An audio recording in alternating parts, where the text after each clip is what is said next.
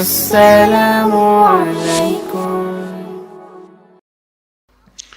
প্রসাদখালী গ্রামবাসী উদ্যোগে আজকের এই তাফসিল কোরআন মাহফিল আল্লাহ তাআলা যিনাকে সম্মানিত সভাপতির আসনে কবুল করেছেন, জনাব মোহাম্মদ ইলিয়াস উদ্দিন। আজকের এই মাহফিলের প্রধান পৃষ্ঠপোষক আলহাজ মোহাম্মদ আব্দুর রহিম। আজকের এই মাহফিলের সম্মানিত প্রধান অতিথি জনাব আলহাজ মোহাম্মদ আব্দুল মহিদ তালুকদার। সম্মানিত বিশেষ অতিথিবৃন্দ, সম্মানিত সুধীজন, সম্মানিত ওলামায়ে কেরাম, আপনাদের মাঝে মাঝে যে সমস্ত আলেম ওলামা বসে আছেন, মঞ্চে উপবিষ্ট আছেন, মাগরিবের নামাজের পর থেকে এত রাত পর্যন্ত কোরআন হাদিসের আলোকে অত্যন্ত গুরুত্বপূর্ণ আলোচনা করে আপনাদেরকে শোনালেন, আলেম ওলামা সহ আজকের মাহফিলের বক্তাগণকে অন্তরের অন্তঃস্থল থেকে আমি শুভেচ্ছা জ্ঞাপন করছি। এই মুহূর্তে আমার সামনে যারা বসে আছেন, আরামের বাড়ি, আরামের ঘুম, শীতের দিনের ল্যাপ তোষকের মহাব্বত কলিজা থেকে বের করে দিয়ে আল্লাহ রাসূলের মহাব্বত কলিজার মধ্যে ধারণ করে এই জান্নাতের বাগানে যিনারা বসে আছেন, আমি আমার অন্তরের অন্তঃস্থল থেকে আপনাদের সবাইকে শুভেচ্ছা জ্ঞাপন করছি। সম্মানিতা মা বোনেরা, পর্দার অন্তরালে বসে বসে যারা আলোচনা শুনতেছেন, আমি তাদেরকে শ্রদ্ধা জ্ঞাপন করে এই মুহূর্তে জানতে চাচ্ছি আপনারা সকলে কেমন আছেন? আলহামদুলিল্লাহ রব্বিল আলামিন। যে আল্লাহ শারীরিক সুস্থতা, মানসিক প্রশান্তি দান করে আজকের এই জান্নাতের বাগানে রিয়াজুল জান্নার ভিতরে আমাদেরকে কবুল করলেন, আমরা সে আল্লাহর উপরে খুশি না বেজার? তাহলে জবান খুলে সমস্বরে সকলে বলবো রব্বানা লাকাল হামদ হামদান কাসীরান তাইয়িবান মুবারাকান ফীহি। আমাদের ভাগ্য এত ভালো যে আমরা জন্মসূত্রে একটা আল্লাহ পেয়েছি, বলেন সুবহানাল্লাহ। হিন্দুরা বলে ভগবান, কেউ বলে গড, কেউ বলে ঈশ্বর, আবার অনেকে বলে উপরওয়ালা, ঠিক কিনা বলেন? আমরা কি বলি? আল্লাহ। যে আল্লাহ সম্পর্কে আল্লাহ নিজেই বলেছেন আল্লাহু লা ইলাহা ইল্লা হুয়াল হাইয়ুল কাইয়্যুম লিল্লাহি মা ফিস সামাওয়াতি ওয়াল আরদ লাহুল মুলকু ওয়া লাহুল হামদ হুয়াল্লাহুল্লাযী লা ইলাহা ইল্লা হু। আমাদের ভাগ্য ভালো, আমরা এমন একটা আল্লাহ পাইছি, বলেন সুবহানাল্লাহ। আমাদের ভাগ্য এত ভালো যে আমরা বিশ্ব নবী উম্মত হওয়ার তৌফিক আল্লাহ আমাদেরকে দান করেছেন। যেই নবী এই মাসের চাঁদ উদয় হওয়ার সঙ্গে সঙ্গে একটা দোয়া পড়তেন, আল্লাহুম্মা বারিক লানা ফি রজব ওয়া শাবান ওয়া বাল্লিগনা রমাদান। এই মাসটা হলো রজব মাস। জোরে বলেন কি মাস? এই মাসে আল্লাহ নবীর জীবনে একটা অলৌকিক ঘটনা ঘটে গেছে, যে ঘটনাকে আমরা বলি মেরাজ। আমরা কি বলি? মেরাজ। আমি সেই মেরাজের মাসকে খেয়াল করে কোরআন থেকে ছোট্ট একটা সূরা আপনাদের সামনে তেলাওয়াত করলাম। সূরাটার নাম হলো কাউসার। জোরে বলেন নাম কি? কাউসার। এই কাউসার এমন একটা পেয়ালা, ইমাম গাজ্জালী রহমতুল্লাহ আলাইহি বলেন, হাউজে কাউসারের এক পেয়ালা পানি পান করে কেউ যদি জাহান্নামের মধ্যেও যায়, আল্লাহ জাহান্নামকে জান্নাত বানায় দিবে। এখন চিন্তা করেন, হাউজে কাউসারের পানির ক্ষমতা কম না বেশি? দেহের মধ্যে থাকলে এই দেহ যদি জাহান্নামে যায়, আল্লাহ জাহান্নামকেও জান্নাত বানায় দিবে। কিন্তু হাউজে কাউসারের পানি সবাই পান করতে পারবে না। আল্লাহ এখানে নির্দিষ্ট করে দিয়েছেন ফাসাল্লি লিরাব্বিকা ওয়ানহার, কেবলমাত্র দুইটা আমল যারা করবেন, একটা হলো নামাজ আর একটা হলো কুরবানি, এরাই পান করবে হাউজে কাউসারের পানি। আর সুবহানাল্লাহ নাই কয়টা? এবারে মাইক ফাটা বাঁশের মতন ফ্যাট ফ্যাট করতেছে, কারণ কি?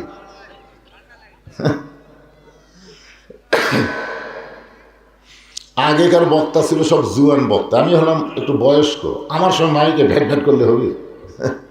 আমার গলা এমনি মোটা।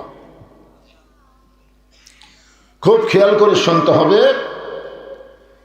এই লাইলাতুল মেরাজ এবং 5 ওয়াক্ত নামাজ এইটা আপনাদের সামনে আজকে আলোচনা হবে। এর সঙ্গে সঙ্গে ওয়ানহার মানে কুরবানি সম্পর্কে আমাদের আলোচনা শোনা লাগবে। এই কুরবানি আবার মনে করেন না যে গরু খাসি কুরবানি, তা কিন্তু না।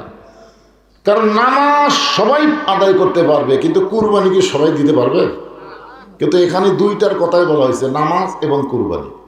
এখন অনেক গরিবেরা মনে করতেছে হুজুর আমরা না হয় নামাজ পড়বো, কিন্তু কুরবানি। দুইটা আমল না করলে যদি হাউজে কাউসারের পানি না পাওয়া যায়, তাহলে আমরা তো গরিব কুরবানি দিবার পারি না। এই কুরবানি মানে গরু খাসি কুরবানি না।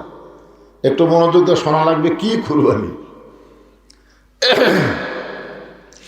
ইন্না সালাতি ওয়া নুসুকি ওয়া মাহইয়ায়া ওয়া মামাতি লিল্লাহি রাব্বিল আলামিন। এখানেও আল্লাহ কুরবানির কথা বলেছেন। নামাজ, কুরবানি, বেঁচে থাকা, মরে যাওয়া সব কার জন্য? জোরে বলেন কার জন্যে? আল্লাহ। আল্লাহ রাসূল বললেন সাহাবীরা, আজকে আসরের নামাজের পর আমি আমার জীবনের সবচাইতে গুরুত্বপূর্ণ ওয়াজ করে শোনাবো। আল্লাহ রাসূল সাহাবীদেরকে লক্ষ্য করে বললেন, আজকে আসরের নামাজের পর, কোন নামাজের পর? আমি আমার জীবনের সবচাইতে গুরুত্বপূর্ণ ওয়াজ তোমাদেরকে শোনাবো। আপনারা বলেন তো, নবীর জীবনের প্রত্যেকটা ওয়াজের গুরুত্ব আছে না নাই? নবী কি আমাদের মতন গান গল্প করে? নবী সম্পর্কে আল্লাহ বলেছেন, মা ইয়ান্তিকু আনিল হাওয়া ইন হুয়া ইল্লা ওয়াহয়ুহা। নবী নফসের তাড়নায়, নফসের ধোকায় একটা কথাও জীবনে বলেননি। নবী যা কিছু বলেছেন আল্লাহ বলাইছে। বলেন সুবহানাল্লাহ। সেই নবী যদি বলেন আজকে আসরের নামাজের পর আমি আমার জীবনের সবচেয়ে গুরুত্বপূর্ণ ওয়াজ শোনাবো, আপনারা বলেন তো ওয়াজের গুরুত্ব কম না বেশি? এমনি তো নবীর ওয়াজের গুরুত্ব আছে, তারপরে যদি বলে জীবনের সবচাইতে গুরুত্বপূর্ণ ওয়াজ শোনাবো, প্রত্যেকটা সাহাবী তো ওয়াজ শোনার জন্য পাগল হয়ে গেলেন। কিন্তু এখানে নবী শর্ত দিয়েছেন আসরের নামাজের আগে না পরে। তার মানে নবী কি বুঝাইলেন? ওয়াজের যতই গুরুত্ব থাক, নামাজের চাইতে ওয়াজের গুরুত্ব কম। যদি বলতো নামাজের আগে, তাহলে একটা কথা ভেঙেছিল, কিন্তু যখন বলল নামাজের পরে, আজকে আপনাদের এই পোশাক খালি, আপনাদের ওয়াজের গুরুত্ব বেশি না নামাজের গুরুত্ব বেশি? এখানে যত মানুষ আপনারা বসে আছেন, সবাই কি মাগরিব এশার নামাজ আদায় করছেন? না সবাই করছেন কিনা এটা আমি হাত তুলবার বলতেছি না। মনে মনে একটু চিন্তা করে দেখেন তো, যে লোকটা ইচ্ছা করে মাগরিব এশার নামাজ আদায় করে নাই, ওই মানুষটা যদি ফজরের আগে মারা যায়, তাহলে কত মানুষ তার জানাজা দিলে সে জান্নাতে যাবে? কত মানুষ? যদি লোকটা ফজর নামাজ পর্যন্ত না বাঁচে, আর লোকটা যদি মাগরিব এশার নামাজ আদায় করে, কেউ যদি তার জানাজা না পড়ে, নামাজের ওসিলায় আল্লাহ তারে জান্নাত দিয়া দিবে। আর যদি নামাজ না পড়ে, কোটি মানুষ যদি তার জানাজা করে, তারপরে লোকটা জান্নাতে যাবে না। কারণ লা সালাত আলা ঈমানা, যার নামাজ নাই তার ঈমানই নেই। যেরকম কি নাই? এরপর আল্লাহ রাসূল বলেছেন, হচ্ছে না, মাইক হচ্ছে না, মান তারাকা সালাত মুতাম্মিদান ফাকাত কাফারা, ইচ্ছা করে একটা ওয়াক্ত নামাজ যারা বাদ দিল এরা অবশ্যই আল্লাহর সঙ্গে কুফুরি করলো। তাহলে মাগরিব এশা যারা বাদ দিয়েছে এরা কয়টা বাদ দিয়েছে? এক ওয়াক্ত বাদ দিলে যদি কাফের হয়, দুই ওয়াক্ত বাদ দিলে কি হলো? আর কথা কয় না, ডবল কাফের হয়ে গেল। তবে বাঁচার একটা বুদ্ধি আছে, এই মুহূর্তে যদি আপনারা নিয়ত করেন যে ফজর থেকে আর আমরা নামাজ বাদ দিব না, তাহলে যত নামাজ না পড়ার পাপ হয়েছে আল্লাহ সব মাফ করে দিবে। এই নিয়ত কি করা যায়? খালি সুবহানাল্লাহ বললে হবে তো, নিয়ত করা লাগবে। ইন্নামাল আমালু বিন্নিয়াত, প্রত্যেকটা কাজের প্রতিফল আল্লাহ নিয়তের উপরে দান করে। এই মুহূর্তে কি আমরা নিয়ত করতে পারি? যারা এসা মাগরিব পড়ছে এরাই কয় পারি, যারা পড়েনি এরা সহজে কথা কয় না। আসরের নামাজের আজান দিলেন হযরত বেলাল ইবনে রেবাব। মুসলমানের মধ্যে সর্বপ্রথম যিনি মুয়াজ্জিন তার নাম হলো হযরত বেলাল। আপনাদের মসজিদে মুয়াজ্জিন আছে না নাই? দুনিয়ার সমস্ত মুয়াজ্জিন আজান দিবে, ওই আজানটা মুসল্লির কান পর্যন্ত পৌঁছতে পারে, কিন্তু হযরত বেলাল যখন আজান দেয় ওই আজানটা শুধু মুসল্লির কানের মধ্যে না, আল্লাহর আরশ পর্যন্ত পৌঁছে যায়। আপনারা বলেন তো হযরত বেলালের আজানের এত মাহাত্ম্য কেন?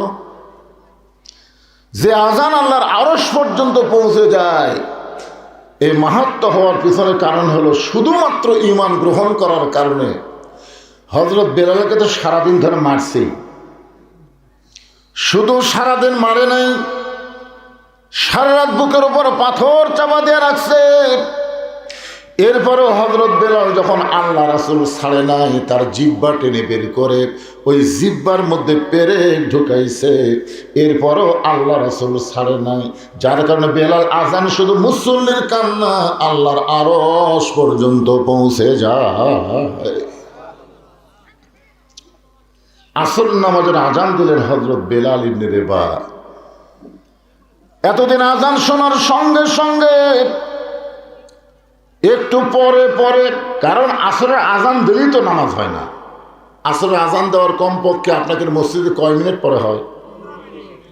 যাক, এখানে 15 মিনিট হয়। জোহরের আজান দেওয়ার কয় মিনিট পর? ফজরের আজান দেওয়ার কয় মিনিট পর? যাক, বারে যারা নামাজ পড়ে এরা সময় জানে, মাশাআল্লাহ। মাগরিবের আজান দেওয়ার কয় মিনিট পর? আচ্ছা, আপনারা এখন বলেন তো, 4 ওয়াক্ত নামাজের আজান দিয়ে 10 মিনিট 15 মিনিট 20 মিনিট পরে নামাজ হয়, কিন্তু মাগরিবের নামাজের আজান দিয়ে দেরি করেন না কেন? কি জন্য আল্লাহ মাগরিবের সময় কম দিল এটা আপনারা জানেন? না জানলে বলবেন জানি না, জানা লাগবে তো। কারণ নামাজ এবং কুরবানির কারণে আল্লাহ যদি হাউজে কাউসারের পানি পান করায়, তাহলে সেই নামাজ সম্পর্কে আমাদের জানার দরকার আছে না? এটা কোন দিক হয়ে বসছে? এটা কোন দিক হয়ে বসলো?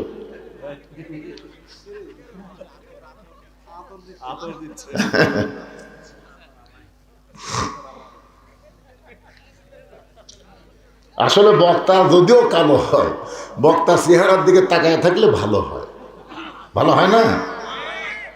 রাসূল বলেছেন, কলিজার মহব্বত নিয়ে একজন আলিমের দিকে তুমি যদি তাকাও, আল্লাহ তোমার জীবনের সগীরা গুনাহ মাফ করে দেয়।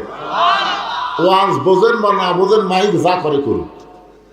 আমার ওয়াজকে আপনারা মোবাইলে শোনেন না? শোনেন তো, তা আজকে একটু ভ্যার ভ্যার করুক, তারপর একটু বোঝার চেষ্টা করো। হযরত বেলাল যখন আসরের আজান দিলেন, প্রত্যেকটা সাহাবী দৌড়ানো শুরু করলেন। এই জন্যই দৌড়াচ্ছে, কারণ সে যত আগে বসতে পারবে নবীর ওয়াজটা সে তত ভালো বুঝতে পারবে। নবীর সময় তার মাইক ছিল না, নবীর জবানে ওয়াজ করতেন। নবীর পিছনে একাধারে 1,00,000 সাহাবী নামাজ আদায় করতেন। জোরে বলেন সুবহানাল্লাহ। তবে একটা জিনিস আপনারা খেয়াল করবেন, আজান দেওয়ার আগে আজান দেওয়ার আগে ইল্লা মুয়াজ্জিন, শুধু মুয়াজ্জিন ছাড়া কেউ মসজিদে প্রবেশ করতে পারবে। যদি করে, মসজিদে প্রবেশ করার সওয়াব থেকে সে বঞ্চিত হবে। আপনার বলেন তো, মসজিদে প্রবেশ করার একটা সওয়াব আছে না নাই? যেরকম আছে না নাই? সেটা সেই সওয়াবটা শুরু হয় কখন থেকে? আজান দেওয়ার আগের থেকে না পরের থেকে? এই জন্য আপনারা খুবই খেয়াল করবেন, মুয়াজ্জিন আজান দেওয়ার আগে কেউ যেন মসজিদে না প্রবেশ করেন। যদি করেন নামাজ হবে, কিন্তু মসজিদে ঢোকার সওয়াব থেকে আপনারা বঞ্চিত হয়ে যাবেন।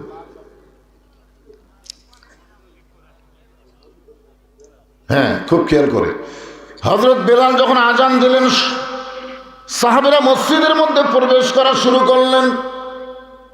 কিছুক্ষণ পরে আল্লাহর নবী আসরের নামাজের ইমামতি করবেন। সর্বসাকুল্যে আসরের নামাজ হলো কয় রাকাত? জোরে কন, আরো জোরে। আমি কিন্তু বলি নাই আসরের ফরজ কয় রাকাত। আমি কি বলছি আসরের ফরজ কয় রাকাত? আমি কিন্তু একটা কথা বলছি, সর্বসাকুল্যে আসরের নামাজ কয় রাকাত।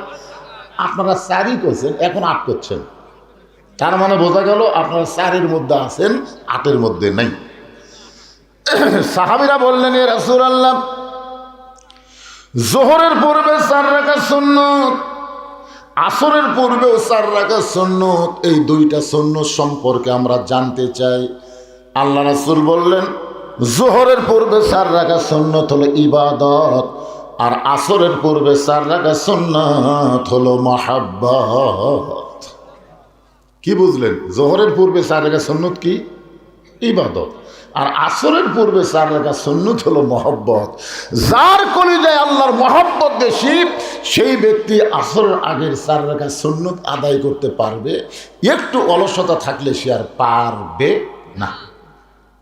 কিন্তু যোহরের পূর্বে 4 রাকাত সুন্নত, অলসতা থাকলেও তো পড়া লাগে, পড়া লাগে না? হ্যাঁ, রাসূল বললেন, যোহরের পূর্বে 4 রাকাত সুন্নত হলো ইবাদত, আসরের পূর্বে 4 রাকাত সুন্নত হলো মহব্বত। সাহাবারা বললেন, হুজুর, মহব্বত আর ইবাদত এই দুইটার তফাৎ কি?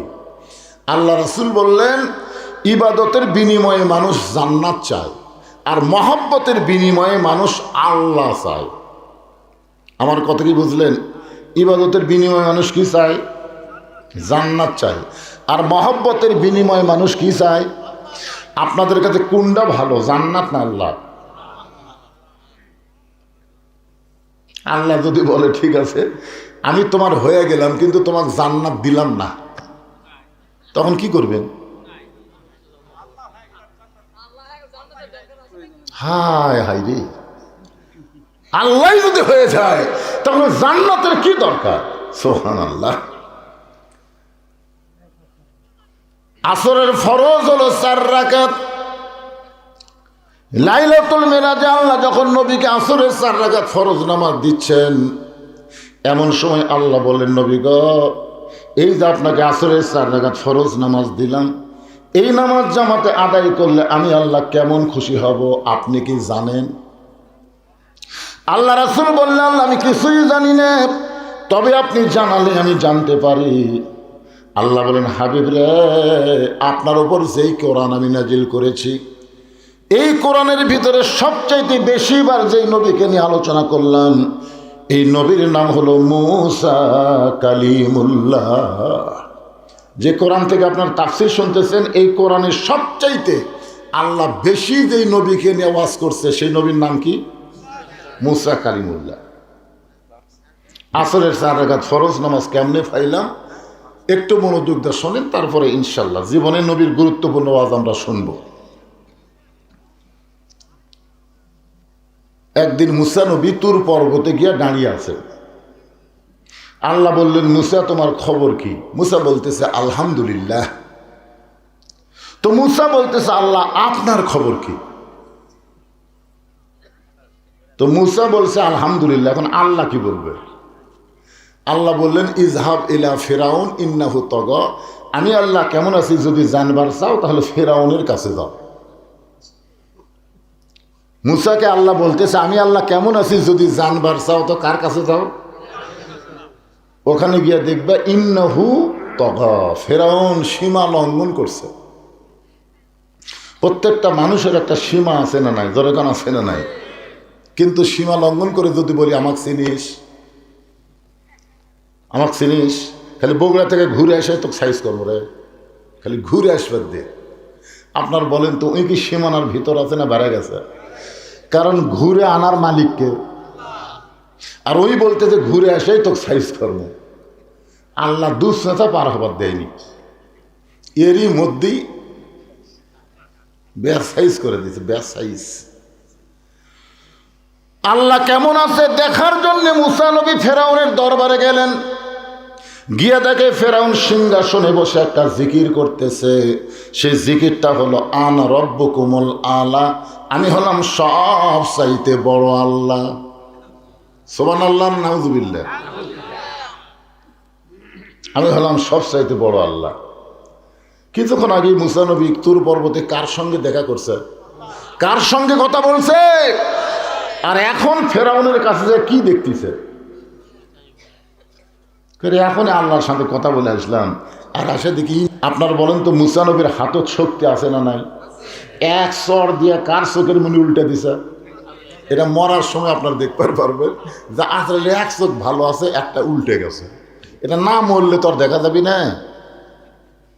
কোন ফেরেশতা দেখা না গেলেও মরার সময় একটা ফেরেশতা দেখা লাগবেই। দেখবেন অনেকে গজল গায়, এবারের মতন ফিরে যাও রে আজরাইল, মিনতি করিয়া কই তোমারে। এ গজল শুনে যদি আজরাইলের অন্তর দয়া হয় আর আজরাইল যদি ফেরত যায়, আপনার বলেন তোর চাকরি থাকবে? আল্লাহ বলবি তোর দেয় কাম হবি না। এই জন্য আজরাইল হলো নির্দয়, যার অন্তরে কোনো দয়া মায়া নাই। সন্তানকে এতিম করে, স্ত্রীকে বিধবা করে, আপনার সবচাইতে আপন মানুষকে নিজের ইচ্ছায় না আল্লাহর ইচ্ছায় আজরাইল জান কবজ করে। জোরে বলেন কার ইচ্ছায়? আল্লাহর ইচ্ছায় জান কবজ করে। একটু মনোযোগ দেন, আপনি যতই গজল গান আজরাইল ফেরত যাবে না। আল্লাহ বুঝবার পারলেন মুসা নবী যখন হাত চুলকায় তাহলে কিছু একটা খেলা হবে। এমন সময় আল্লাহ বললেন, উদু ইলা সাবিলি রাব্বিকা বিল হিকমাহ। মুসা, আমি তো আল্লাহ কেমন আছি জানবার চাইছো, আমি তোমাকে ফেরাউনের কাছে পাঠাইছি, মারামারি করা যাবে না, হিকমত নিয়ে তুমি দাওয়াত দাও। সঙ্গে সঙ্গে মুসা নবী বললেন, লা ইলাহা ইল্লাল্লাহু মুসা কালিমুল্লাহ। ফেরাউন সিংহাসন থেকে লাফ দিয়ে বলে, মুসা রে, আমার রাজত্বের মধ্যে তোর আল্লাহর জিকির চলবে না। তোর আল্লাহর জিকির যদি করবার চাস তোর আল্লাহর জায়গায় যা। আজকে বাংলাদেশে আল্লাহর জায়গা কোনটা? জোরে কন। নামাজ সম্পর্কে আলোচনা শুনবেন, মসজিদে কেবলমাত্র আল্লাহর ঘর। আপনাদের প্রসাদখালিতে আল্লাহর জায়গা কতটুকু? একজন কয় হুজুর 4 শতক, অন্য জায়গায় আছে 10 শতক। এই সর্বমোট 14 শতক হলো আল্লাহর, আর বাদ বাকি সব আমাদের। অথচ আমরা ছোটবেলা গজল শুনেছি, পরের জায়গা পরের জমি। সবাই বলেন পরের জায়গা পরের জমি, ঘর বানায় আমি রই, আমি কিন্তু জায়গার মালিক নই। জমিদারের ইচ্ছা মতন, জমিদারের ইচ্ছা মতন দেই না জমিন চাষ, তাই তো ফসল ফলে না রে দুঃখ 12 মাস। আমি খাজনা পাতি সবই দিলাম, তবু জমিন হয় যে নিলাম, এই দুঃখের কথা কারে কই। সবাই বলেন পরের জায়গা পরের জমি, ঘর বানায় আমি রই, আমি কিন্তু জায়গার মালিক নই। জায়গার মালিককে দিছেন কতটুকু? একটু মনোযোগ দিয়ে কথাগুলো শুনবেন। সঙ্গে সঙ্গে ফেরাউন বলতেছে, ধর আমার রাজত্বের মধ্যে মুসা তার আল্লাহর জিকির করতে দৌড়ি করা লাগবে। ধরে কোন কথা ঠিক কিনা? আমরা 15.5 বছর মুসার দল দ্বারা করছি, খালি দৌড়ি, ঠিক মতো বাড়িতে থাকবার পারিনি, ঠিক মতো বাড়িতে থাকা যায় না। হাইরে দৌড়ান ভাই। আল্লাহ বলে মুসা দৌড়ায় আল্লাহর হুকুমে। আর ফেরাউন জনগণকে বলতেছে মুসা আমার ভয়ে দৌড়াই। আপনারা বলেন তো মুসা দৌড়াই কি ফেরাউনের ভয় না আল্লাহর হুকুম? ফেরাউন তার সাঙ্গ পাঙ্গ নিয়ে মুসা নবীর পিছনে, ফেরাউন সামনে, এমন একটা জায়গার সামনে আর দৌড়ানোর কোনো রাস্তা নেই। জায়গাটার নাম হলো সাগর। জোরে বলেন নাম কি? ফেরাউন 3 দিকে ঘিরে ধরে বলতেছে মুসা রে এখন আর দৌড়াবি না। কিছুদিন আগে ভারতের একজন উগ্রপন্থী মন্ত্রী বলেছে বাংলাদেশের মৌলানারা প্রত্যেকটা মাহফিলে বলতেছে সব দেখা হলো শেষ, আগামীতে দেখবো আল্লাহর কোরআনের বাংলাদেশ। এই হুজুররা জানি না যে 3 দিকে ভারত, একদিকে সাগর। একবার যদি ভারত খেপে টুপিয়া সাগর ধরে এরা পলানার রাস্তা পাবি না, সাগর চুপড়ে মরা লাগবে। আপনারা বলেন তো সাঁতার যদি জানে তা পানি খাওয়া লাগবে? কথা কন না কেন? সাঁতার জানে পানি খাওয়া লাগবে? তো এখন ইঞ্জিনিয়ার সাহেব নদী পার হবে, দেখে নদীর কিনার মাঝি ঘুম পাড়তেছে। ইঞ্জিনিয়ার বলে মাঝি আমি একটু এপার থেকে ওই পারে যাবো, তুমি পার করে দিবে। মাঝি বলে এটাই তো আমার কাম, ওঠেন। তো ইঞ্জিনিয়ার নদীতে নৌকায় উঠি জিজ্ঞাসা করতেছে মাঝি তুমি সারাদিন কত মানুষ পারাপার করো, তার অঙ্ক হিসাব জানো?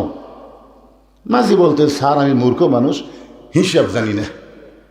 ইঞ্জিনিয়ার বলে যে বেটা হিসাব জানে না তার জীবন হলো 4 আনা মাটি। কয় আনা মাটি? 16 আনার মধ্যে 4 আনা শেষ। নৌকা কিছু দূর যাওয়ার পর ইঞ্জিনিয়ার বলতেছে ও মাঝি এই নৌকা সর্বপ্রথম কে তৈরি করেছ? তুমি কি তার ইতিহাস জানো? মাঝি বলতেছে মূর্খ মানুষ আমি তো ইতিহাস জানি না, তবে আমার বাড়িতে পাতি হাঁস আছে, 2টা রাজহাঁস আসিল শিয়াল ধরে খাসে। ইঞ্জিনিয়ার বলে আমি কই কি? আর কয় কি রে? যেই বেটা ইতিহাস জানি না তার জীবন হলো 8 আনা মাটি। কিছুদূর নৌকা যাওয়ার পরে এবার ইঞ্জিনিয়ার বলে মাঝি তুমি কি বিজ্ঞান জানো? বিজ্ঞান? এই নৌকাটা পানির উপর কেমনে ভাসতেছে এই বিজ্ঞান কি তুমি জানো? মাঝি রাগ করে বলতেছে আমার বইয়ের মিরকে বেড়াম আছে, মাঝে মধ্যে অজ্ঞান হয়, আমি তো বিজ্ঞান বুঝি না। ইঞ্জিনিয়ার বলে বেটারে যেই বেটা বিজ্ঞান জানে না তার জীবন হলো 12 আনাই মাটি। নৌকা তখন নদীর মাঝখানে, হঠাৎ পূর্ব আকাশে কালো মেঘ করে উঠছে ঝড়, এত জোরে ঝড় উঠছে নৌকা খালি নদীর মাঝখানে টলমল করতেছে। এবার ইঞ্জিনিয়ার বলে মাঝি রে যেই জোরে ঝড় উঠলো নৌকা বুঝি ডুবে যায়। মাঝি বলতে ডুবুক নৌকা, আমার টেনশন নেই, ডুবুক। ইঞ্জিনিয়ার বলে পাগল নাকি? নৌকা ডুবলে আমি মরে যাব, কারণ আমি ইঞ্জিনিয়ার তো সাঁতার জানি না। মাঝি বলতেছে আমি সাঁতার জানি। তুমি অঙ্ক জানো, তুমি ইতিহাস জানো, তুমি বিজ্ঞান জানো, কিন্তু সাঁতার জানো না। নদীর মধ্যে উঠবা নৌকায় সাঁতার জানবা না, তোমার জীবন হলো 16 আনাই মাটি। জোরে গান কথা ঠিক? যে কোরআনের তাফসীর শুনতেছেন এই কোরআন হলো সাঁতার জানা। যাদের ভিতর আল্লাহর কোরআন আছে তারা জানে ইন্নামা ইয়াখশাল্লাহু মিন ইবাদিহিল উলামা। আলেম বান্দারা সবচাইতে আল্লাহকে বেশি ভয় করে, তারা ভারতকে কোনোদিন ভয় করে না। কথা কন না খায় তাকে আছে ভারতের দিকে। আগামী নির্বাচন ভারত যার পক্ষে যাবে সেই উঠবি। আর কি মারতিছে? আমরা ভারত গুনি না, এখন কি করি না, গুনি না। ভারত কি রে নেংটির বাচ্চারা, তোরা কি করবি? আমি এক ওয়াজে বলছিলাম ভারত যদি বেশি মাস্তানি করে বাংলাদেশে ঢুকবার চাই, তোমরা 2.5 হাত লাঠি থুবা আর ট্যারের মধ্যে একটা খুর থুবা। ওরা ঢুকবি লাঠি দিয়ে পাড়ে ফেলে দিবে, খুর দিয়ে কেটে দিবে। এই ওয়াজটা এতই ভাইরাল ভারতে হবে বুঝলেন। হিন্দুরাকে এই বক্তাকে রে তো খুর দিয়ে আমাকে আগা কেটে দিবি আর লাঠিতে ঠাসিয়ে দিল। ওরে বাবা,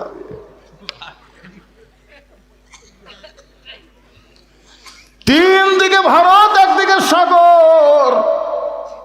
ভারত মাঝে মধ্যে একটু উগ্র হয়ে গরম দেখায়। ফেরাউন বলে মুসা রে, তিন দিকে আমরা লাঠি নিয়ে দাঁড়ায় আছি, সামনে সাগর, এখন দৌড়া কেমনে যাবা? মুসা বলে আল্লাহ তোমার কথা মতো দৌড়ালাম, এখন কি করব? আল্লাহ বলেন নাসরুম মিনাল্লাহি ওয়া ফাতহুন কারীব ওয়াবাশশিরিল মুমিনিন। আল্লাহ বলে তোমার হাতে লাঠি নাই?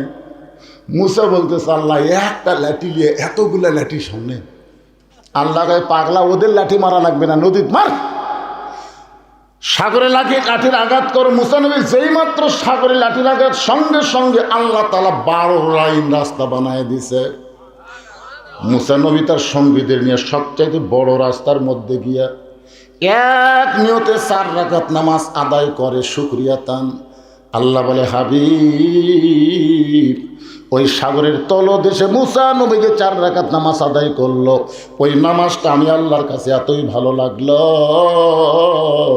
আপনার উম্মতের জন্য আসরের 4 রাকাত ফরজ করে দিলাম। আপনার উম্মতেরা আসরের 4 রাকাত ফরজ নামাজ যখন জামাতের সঙ্গে আদায় করবে, আমি আল্লাহ মুসার মতো সওয়াব দিয়া দিব। আসরের ফরজ হলো 4 রাকাত। নবী আমার আসরের 4 রাকাত ফরজ নামাজের ইমামতি করলেন। 2 ওয়াক্ত নামাজের সালাম ফিরে নবী সাহাবীর দিকে মুখ ঘুরাতেন। একটা হলো ফজর, একটা হলো আসর। এক ওয়াক্তের নাম কি? ফজর, আর ওয়াক্তের নাম হলো আসর। এই 2 ওয়াক্ত নামাজের পরে কোনো সুন্নত নেই, নফলও নাই। আপনারা বলেন তো, জোহরের পরে সুন্নত নফল আছে না নাই? মাগরিবের পরে সুন্নত নফল আছে না নাই? এশার পরে সুন্নত নফল আছে না নাই? কিন্তু আসরের পরে, ফজরের পরে আপনারা বলেন তো কেন নাই? না জানলে এক কথা, জানি না। আজকে কি আর কি বার বেড়াচ্ছেন, এগুলো জানবারই চাচ্ছেন, সরে ঠিক না? তো মাইক ছাড়া খালি মুখে ওয়াজ করলে মনে ভালো বুঝতো। কিরে আপনার বুঝতে পারতেছেন? বুঝতে পারতেছেন? যে রকমই হোক, ভং ভং করুক আর ভোঁ ভোঁ করুক আর ফ্যাট ফ্যাট করুক, বোঝা যাচ্ছে তো? আলহামদুলিল্লাহ, আপনারা বুঝবার পারলেই হলো। ভালো হবি না মানে নামাজের ওয়াজ হচ্ছে, আল্লাহ তো ভালো করে দিবে। নামাজ কার? আমাদের না আল্লাহর? হ্যাঁ, নামাজ শুধুমাত্র আল্লাহর জন্যে। একটু মনোযোগ দিয়ে শুনবেন। আসরের নামাজ পড়ে নবী সাহাবীর দিকে মুখ ঘুরে দাঁড়িয়ে গেলেন। মুখ ঘুরে দাঁড়িয়ে গেলেন। আবু বকর বললেন, রাসূলুল্লাহ, আজকে আসরের নামাজের পরে আপনি আপনার জীবনের সবচাইতে গুরুত্বপূর্ণ ওয়াজ করবেন, ওই মেম্বরে বসে আপনি ওয়াজ করেন। রাসূল বলেন, আবু বকর, আজকের গুরুত্বপূর্ণ ওয়াজ আমি বসে করতে পারবো না, আমি দাঁড়িয়ে দাঁড়িয়ে তোমাদেরকে দেখাবার চাই। সবসময় আমি চমকে গেছি, ওরে বাবারে, এতদিন আমরা ওয়াজ শুনেছি, আজকে রাসূল বলতেছে শোনাবার পারবো না, আমি তোমাকে দেখাবার চাই। আপনার বলেন তো, ওয়াজ শোনা আর ওয়াজ দেখা এই দুইটা কি এক? আমরা খালি সারা জীবন বক্তা বলে গেল, শুনে গেলাম, দেখবার তো পারলাম না। আজকে ফজরে ওয়াজ দেখা যাবে, যদি মুসল্লি বেশি হয় তাহলে কবি না রে, ওয়াজ তো দেখা যাচ্ছে বারে, গতকাল 4 জন হয়েছিল, আজকে 14 জন হচ্ছে। কিন্তু যদি দেখা যায় যে আজকে ওয়াজের ঠেলা, গতকাল 2 জন হয়েছিল, আজকে খালি মুয়াজ্জিন ছাড়া কেউ নেই। কি বুঝতেছেন? আল্লাহ রাসূল মেহরাবের মধ্যে ঢুকলেন। নবী যে জায়গায় দাঁড়িয়ে ইমামতি করেন, সেই জায়গাটার নাম হলো মেহরাব। জোরে বলেন, নাম কি? যারা হজ করেছেন তারা জানেন, মসজিদে কেবলাতাইন আর মসজিদে কুবায় কিন্তু মেহরাব নাই। এই 2টা মসজিদের মধ্যে মেহরাব নাই, কারণ তখন মেহরাব বানানোর কোনো দরকারই পড়ে নাই। মেহরাব তৈরি হয়েছে কোরআনের একটা আয়াত নাজিল হওয়ার পরে। আল্লাহ বললেন, ইয়া আইয়ুহান নাবিয়্যু হারজিল মুমিনিন আলাল কিতাল, ওগো নবী, আপনার উম্মতদের নিয়ে, সাহাবেদের নিয়ে শুধু কাতারবদ্ধ হয়ে নামাজ পড়লে হবে না। যারা আপনাকে ইক্তিদা করে, ইমাম বিশ্বাস করে, কাতার সোজা করে নামাজ পড়ে, তাদেরকে স্ট্যান্ডিং সৈন্য হিসাবে, আর্মি হিসাবে গড়ে তোলে। খালি কাতার সোজা করো, কাতার সোজা করো, খালি কাতার সোজা করে নামাজ পড়লে হবে না, তাদেরকে সৈন্য হিসাবে গড়ে তোলেন। একথা কার? কারণ যে কোনো সময় মক্কার কাফেরেরা মদিনা আক্রমণ করতে পারে, আর মদিনা যখন আক্রমণ করবে তখন দোয়া দিয়ে দরুদ দিয়ে আপনি মদিনা রক্ষা করতে পারবেন না। ওই কাফের বেঈমানদের বিরুদ্ধে সাহাবীদেরকে নিয়ে অস্ত্র ধরা লাগবে। একথা কার? তার মানে কি বুঝতেছেন? খালি মেসওয়াক করে, খালি দস্তরখানা ফেলে, খাওয়ার পরে দই মিষ্টি শূন্য, এইগুলো করে ইসলাম বাঁচানো যাবে না ভাই। ইসলাম বাঁচাতে গেলে বাতিলের বিরুদ্ধে আমাদেরকে জিহাদ ঘোষণা করা লাগবে। ধরে কোন কথা ঠিক কি না? আপনাদের এই এলাকায় বাতিল কি? বাতিল বোঝেন আপনারা? আল্লাহ কোরআনে বললেন, কুল জাল হক ওয়া যাহাকাল বাতিল ইন্নাল বাতিলা কানা যাহুকা। সর্বপ্রথম এই মেহরাব তৈরি করে রাসূল বললেন, মেহরাবটা শুধু ইমাম দাঁড়ায়া নামাজ পড়ার জন্য না, এই মেহরাবটা হলো অস্ত্র রাখার জায়গা। ধরে কোন সুবহানাল্লাহ। তাহলে আপনারা কি বুঝলেন মেহরাব মানে কি? অস্ত্র রাখার জায়গা। এইটা যদি এখন আমি বলি আর এই ভিডিও ব্যানেরা যদি ছাড়িয়ে দেয়, তাহলে আগামীকালই আমার বিরুদ্ধে অ্যাকশন শুরু হবে। কেরে কি তো জঙ্গি, মানে যুদ্ধের কথা যারা বলবে তারাই জঙ্গি। বাতিলের বিরুদ্ধে লড়াই করতে হবে ভাইজান। আমি আবার আমার নিজের জীবন এটা প্রমাণ, বুঝলেন? নিজের জীবন। আমি পাশে আপনাদের কি সান্দিরাই বলেছি যে ড্রাইভার আমাকে গাড়ির থেকে নামা দিল, আমি গেট খুলে বাসায় যাব, ইতিমধ্যে দেখি আমার গেটের পাশে আমের গাছ আছে, অট্টলি সাইডে কুত্তে। আমার এই কালো জুব্বা দেখে ওরা খেপে গেল, ওরা সাইডে খারাপ হয়ে আমার খাও খাও করে ধরলো। আমি যত দোয়া দরদ আছে পড়ি, কিন্তু ওরা লড়ে না। শেষ পর্যন্ত দেখলাম কুত্তা খেতানোর একটা আয়াত আছে, ইন্নাহুম ইয়াকিদুনা কাইদা ওয়া আকিদু কাইদা। এই আয়াতটা ঠেলার পরে যখন বললাম, এক কুত্তা এসে আমার জুব্বা দিল কামড়। তখন আমি কইলাম, কেরে দোয়া দিয়ে দরুদ দিয়ে আয়তাল কুরসি দেওয়া হয় না, কোরআনের আয়াত করলেও কুত্তা লড়ে না। তখন আমার ইমান বলতে, হুজুর আপনার মুখত খালি দোয়া আছে, কিন্তু আপনার হাতত লাঠি নেই। খালি লাঠি থাকলে দোয়া লাগে। এক কুত্তার পাতাত বাড়ি মারলে বাকি তিনটে এমনি দৌড় মারবে। বাংলাদেশের মুসলমানের মুখে খালি দোয়া আছে, কিন্তু হাতত লাঠি নাই। লাঠি থাকলে হাসিনার মতন ফ্যাসিস এই বাংলাদেশে নতুন করে আসতে পারবে না। জোরে বলেন কথা, ঠিক কথা বলেন না কেন ভাইজান? কথা বলা লাগবে। ভারত পায়তারা করতেছে, ভারতের আর একটা পুতুল আমাকে দেশত বসাবি। আপনারা ভোটের দিনে খালি ভোট দিলে হবে না, হাতত একটা করে মাল থোয়া লাগবে। কথা বুঝুন, কথা কর না কেন? আজকে খালি ভোট দিবার আসিনি, কুত্তে খেতা মারাচ্ছে। ধরে কর কথা ঠিক করে? এই খাও খাও কুত্তে যা করছে 15.5 বছর, আগামী ফেব্রুয়ারির 12 তারিখে কোনো কুত্তের জায়গা ভোট সেন্টারে হবে না। ধরে কথা কর না কেন? কথা বলা লাগবে। মনে করতেছেন খালি ওয়াশ করবার আছে, আপনাকে সাইজ করবার আছে, সাইজ হওয়া লাগবে না? হ্যাঁ, আল্লাহ কোরআনে বলেন, ইন্নাল্লাহা ইয়ামুরুকুম আন তুআদ্দুল আমানাতি ইলা আহলিহা ওয়া ইযা হাকামতুম বাইনান নাস আন তাহকুমু বিল আদল। আল্লাহর নবী আস্তে করে মেহরাবের মধ্যে ঢুকলেন। মেহরাবের ভিতরে ঢুকে নবী একটা থলিয়া, একটা ব্যাগ বের করলেন। সাহাবীরা বলে, রাসূলুল্লাহ জীবনের সবথেকে গুরুত্বপূর্ণ ওয়াজ আমাদের শোনাবেন, কিন্তু হুজুর ওয়াজটা না শুনে আপনি একটা থলিয়া বের করলেন। আল্লাহ রাসূল সাহাবীদের প্রশ্নের কোনো উত্তর না দিয়া ওই ব্যাগের ভিতর থেকে একটা জিনিস টেনে টেনে বের করতেছেন। ওসমান গনি বলে, রাসূলুল্লাহ যেই জিনিসটা থলিয়ার ভিতর থেকে আপনি বের করলেন, এইটা তো আপনার পরনের একটা জুব্বা হিসাবে দেখতে পাই। ওগো আল্লাহর নবী, এই জুব্বার মধ্যে এমন কি ওয়াজ আছে আমরা সকলে মনোযোগ দিয়ে শুনতে চাই। রাসূল বললেন, তাহলে শোনো, এই জুব্বা দুনিয়ার সাধারণ কোনো জুব্বা নয়। এই জুব্বা পরে কাবার পাশে আমি ঘুমিয়েছিলাম। আমি নবী যখন এই জুব্বা পর অবস্থায় ঘুমিয়ে অচেতন, এমন সময় ফেরেশতা জিবরাইল আমাকে ঘুম থেকে করলো চেতন। ফেরেশতা জিবরাইল পায়ের তালুতে চুমু দিয়ে আমি ঘুম থেকে চেতন পাই। এই জুব্বা পর অবস্থায় জমজমের কূপের পানি দিয়ে আমি অজু করেছি। সাহাবীরা রে, এই জুব্বা পরা অবস্থায় বোরাকের পিঠে করে আমি বাইতুল মুকাদ্দাসের ভিতরে গেলাম। বাইতুল মুকাদ্দাসের মধ্যে গিয়া আমি নবী 2 রাকাত নামাজের ইমামতি করলাম। সুবহানাল্লাহ। রাসূল বললেন, এই জুব্বা দুনিয়ার সাধারণ কোনো জুব্বা নয়। এই জুব্বা পর অবস্থায় সমস্ত নবী রাসূল আমাকে ইমাম মেনে তারা আমার পিছনে ইক্তেদা করলো। আমাকে আল্লাহ তাআলা ডিগ্রি দিলেন ইমামুল আম্বিয়া, ইমামুল মুরসালিন। এই জুব্বা পরে আমি বোরাকের পিঠে করে 7 আসমান পাড়ি দিলাম। এই জুব্বা পরা অবস্থায় রফরফে পাড়ি দিয়ে আমি সিদরাতুল মুনতাহা অতিক্রম করে এই জুব্বা পরা অবস্থায় আমি আল্লাহর আরশে গেলাম। আল্লাহর আরশে গিয়ে আল্লাহ পাক আমার সঙ্গে মেরাজ করলো, সাক্ষাৎ করলো। এই জুব্বা পরা অবস্থায় আল্লাহ আমাকে 5 ওয়াক্ত নামাজ দিল। সেই নামাজ নিয়ে আবার দুনিয়াতে ফেরত আসলাম।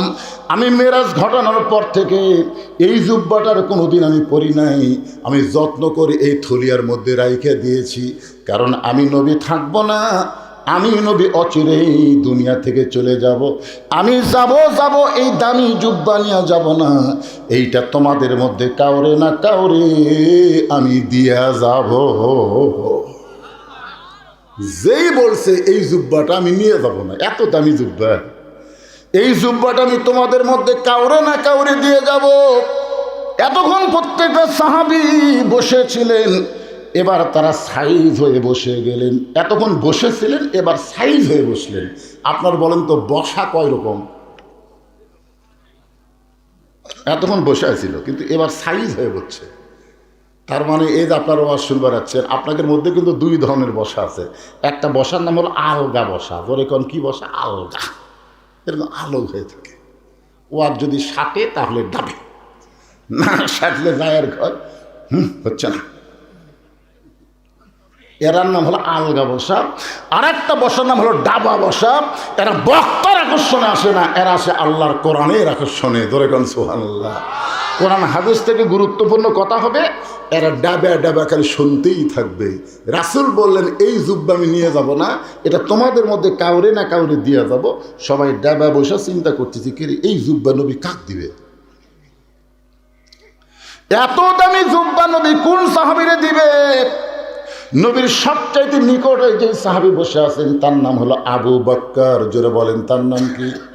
আবু বকর মনে মনে চিন্তা করে, এই জুব্বা বুঝি নবী আমাকেই দিবে, এই জুব্বা বলি নবী আমাকেই দিবে। কারণ আল্লাহ নবী নিজেই বলেছেন, আল্লাহর পরে এই দুনিয়াতে কেউ যদি আমার দোস্ত থাকে, এই দোস্তের নাম হলো আবু বকর সিদ্দিক। এই কথাটা কখন বলছে জানেন? যখন আল্লাহ তাআলা নবীকে হিজরতের হুকুম দিলেন। আল্লাহ রাসূল সর্বপ্রথম যার দরজাত গেলেন তার নাম কি? আবু বকর। শুধু একটা বার বলছেন, চারদিকে কাফের আকালে সাইজে আছে তো, রাসূল শুরু করেন আবু বকর, সাথে সাথে দরজা খুলে গেছে। আল্লাহ নবী বলে, আবু বকর আমি তোমাকে ডাক দাও মাত্রই দরজা খুললে কেমনি? আবু বকর বলে, ইয়া রাসূলুল্লাহ আপনার কি মনে আছে কয়েক মাস আগে আপনি বলেছিলেন একদিন আল্লাহ হিজরতের হুকুম দিবে, আমাকে সঙ্গে করে আপনি মদিনায় যাবেন। সেদিন থেকে আজ পর্যন্ত কোনো রাত্রিবেলা ঘুমাইনি, বরং সারা রাত আমি দরজায় দাঁড়িয়ে থাকি। নবী এক টানে আবু বকরকে বুকের মধ্যে নিয়ে কপালে একটা চুমা দেবেন। আবু বকর আসমানের আল্লাহর পরে এই দুনিয়াতে কেউ যদি আমার দোস্ত থাকে, সে দোস্তের নাম হলো আবু বকর সিদ্দিক। গাড়ি সুরের ভিতরে মাটি থেকে ৬,০০০ ফুট উপরে, যারা হজ করেছেন গাড়ি সুর মাটি থেকে ৬,০০০ ফুট উপরে। নবী আমার একটু দুর্বল হয়ে আবু বকরের উরাতটাকে বালিশ বানিয়ে ঘুমায় গেছেন, কিন্তু হযরত আবু বকর গর্তের মধ্যে ঘুমায় না। মনের মধ্যে নানা রকম চিন্তা। এত ভালো একজন মানুষ, যেই মানুষ কোনোদিন কারো ক্ষতি করে নাই, কোনোদিন কাউরে কষ্ট দেয় নাই, আর সেই মানুষটাকে মক্কার কাফেররা পছন্দ করে না। এত চিন্তা করার পর আবু বকর হঠাৎ খেয়াল করে দেখে নবী তো ঘুম পাড়তেছে, কিন্তু মাথার উপরে একটা ছিদ্র দেখতে পায়। আবু বকরের মনের মধ্যে চিন্তা হয়, ছিদ্র দিয়ে কিছু বের হইয়া যদি নবীরে কামড় দেয়।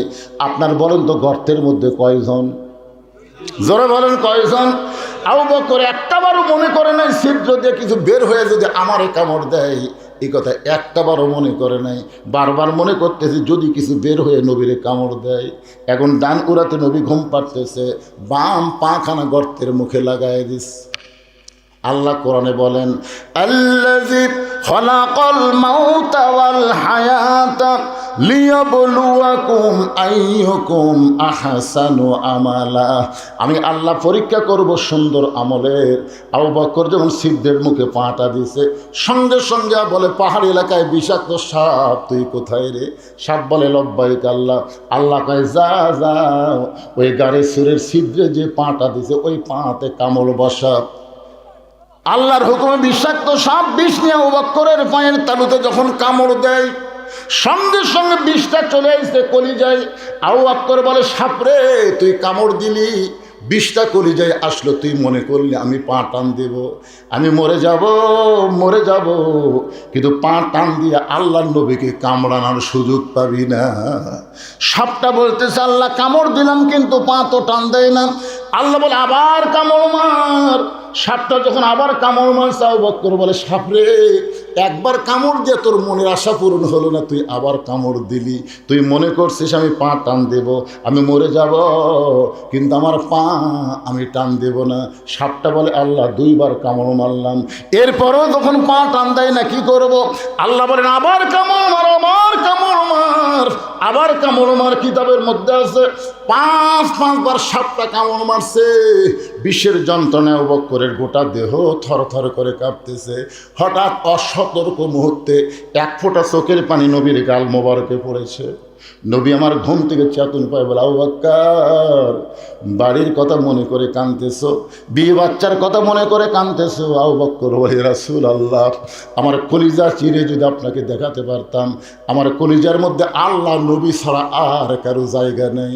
তাহলে কি জন্য কাঁদতেছো? বলে, ছিদ্রের মুখে পাটা দিছে, কি যেন বারবার কামড় দেয়। আল্লাহ নবী, আবু বকর বিষাক্ত সাপ তোমারে কামড় দিছে, পাটা টান দাও, তোমার চোখের পানি পড়তেছে, একটা বার কি তুমি আমার ঘুম থেকে ডাক দিবা না? আবু বকর বলে, নবী গো, আমার জীবনের চাইতে আপনার ঘুমের দাম বেশি। সঙ্গে সঙ্গে নবী বলে, আল্লাহ, যে আবু বকর নিজের জীবনের দিকে না তাকায়া আমাকে বেশি মহব্বত করে, সে আবু বকরকে আমি নবী কি দিব? আল্লাহ আল্লাহ বলে, হাবিব রে, আপনার সমস্ত উম্মতের নেকি যদি এক পাল্লায় দেওয়া হয়, আর আবু বকরের গায়ে সুরের মহব্বত যদি অন্য পাল্লায় দেওয়া হয়, সমস্ত উম্মতের নেকির চাইতে আবু বকরের মহব্বতের ওজন বেশি হবে।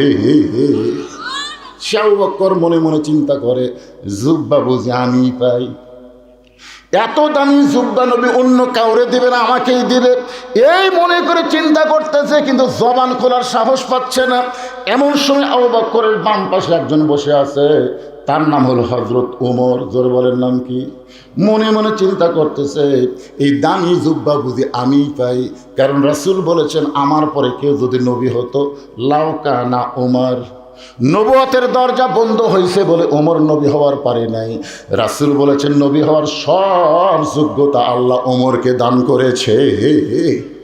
এই কোরআনে 23টা আয়াত, জোরে বলেন কয় আয়াত? 23টা আয়াত আল্লাহ শুধুমাত্র উমরের পক্ষে, উমরের শানে নাযিল করেছে। জোরে বলেন সুবহানাল্লাহ।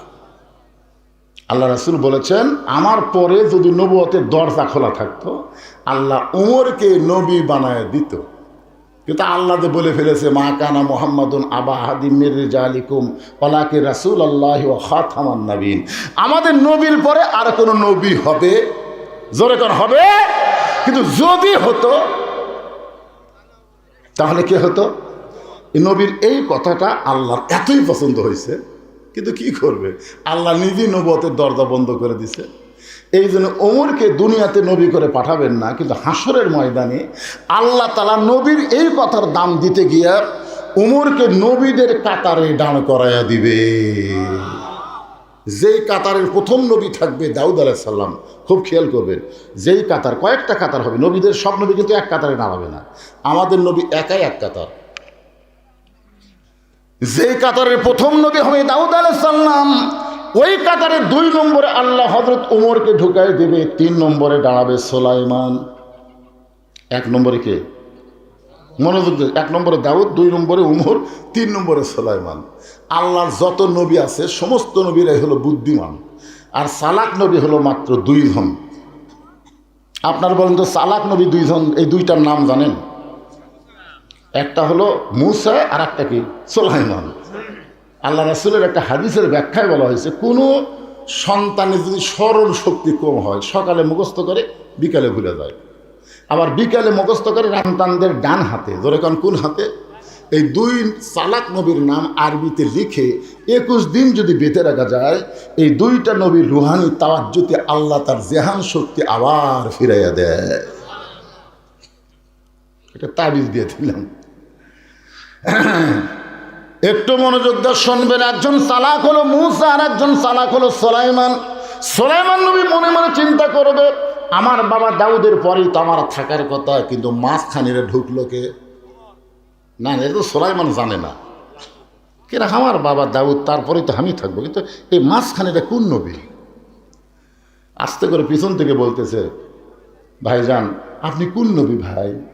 আপনার নামটা একটু শুনবার চাই। সঙ্গে সঙ্গে ওমর ফারুক বললেন, অলিমান খাফা মাকামা রাব্বিহি জান্নাতান। এই আল্লাহর সামনে দণ্ডায়মান হওয়াকে ভয় করো। আল্লাহর সামনে দণ্ডায়মান হওয়াকে ভয় যারা করবে, আল্লাহ খুশি হয়ে তাদেরকে 2টা জান্নাত দিয়ে দিবে। জোরে করে সুবহানাল্লাহ। আমি আসামি হয়ে আল্লাহর সামনে দাঁড়িয়ে আছি, আর তুমি আমাকে বলো কোন নবী ভাই, কোন নবী ভাই? আমি নবী হবার যাবো কেন? আমার নাম হলো ওমর। 3 বার বলেছে আমার নাম হলো ওমর। আল্লাহ নবী বলেন, এই কথা শোনার পরে সুলাইমান বলবে, আমি একজন চালাক নবী হওয়ার কারণে সমস্ত নবীদের নাম জানি, কিন্তু ওমর নামে তো কোনো নবী নাই। ওমর ফারুক বলবেন, এটা কিসের কাতার? বলে, তোমার সামনে তিনি দাঁড়াইছে আমার বাবা দাউদ আলাইহিস সালাম, আর তোমার পিছনে আমি দাঁড়াইছি সুলাইমান। ওমর কানবার বলবে, ওগো আল্লাহর নবী সুলাইমান, আমার বড় বেয়াদব হয়ে গেছে, আল্লাহর রাস্তা আমাকে মাফ করেন। আমি কেন নবীদের কাতারে আসলাম আমি তো নিজেই বুঝতে পারলাম না। এই কথা বলে হযরত ওমর যখন নবীর কাতার ছাড়তে যাবে, আল্লাহ রাসূল বলেন, ওই সময় আল্লাহ বলবে, ওমর আমার দোস্ত নবীর দাম, কথার দাম রাখতে গিয়া তোমাকে নবীর কাতারে দাঁড় করাইছি, তুমি কাতার ছিল না। ওমর ফারুক বলবেন, আল্লাহ নবীর কাতারে আমার দাঁড় করা আপনি খুশি করতে পারবেন না, বিশ্ব নবীর উম্মতের কাতারে আমি দাঁড়াতে চাই। বিশ্ব নবীর উম্মতের কাতারে দাঁড়াইলে লাভটা কি? লাভ জানেন আপনারা? আছেন আমার মুক্তার, আছেন আমার ব্যারিস্টার, সেজ বিচারের হাইকোর্টেতে তিনি আমায় করবেন পার, আমি পাপী তিনি জামিনদার। আল্লাহর নবী প্রত্যেকটা উম্মতকে বাঁচানোর জন্য আল্লাহর কাছে ওকালতি করবে, ব্যারিস্টারি করবে, আল্লাহর কাছে সুপারিশ করে আমাদেরকে জান্নাতে পৌঁছে দিবে। তাহলে বিশ্ব নবীর উম্মতের কাতারে দাঁড়ানো এটা বিশাল একটা ভাগ্যের ব্যাপার। সেই ওমর মাথা নিচু করে মনে মনে চিন্তা করে, এই জুব্বা বুঝে আমি পাই। ওমর ফারুকের পাশে একজন মনে মনে চিন্তা করতেছে, জুব্বা বুঝে আমি পাই, কারণ আমি হলাম নবীর ডবল জামাই। আপনারা বলেন তো, আল্লাহ নবীর ডবল জামাই তার নাম কি? খালি ওসমান? খালি ওসমান? এটা একটা হলো। এখানে যারা হাজী সাহেব আছেন, হজ করছেন তো নাকি? আপনি করছেন? মাশাআল্লাহ।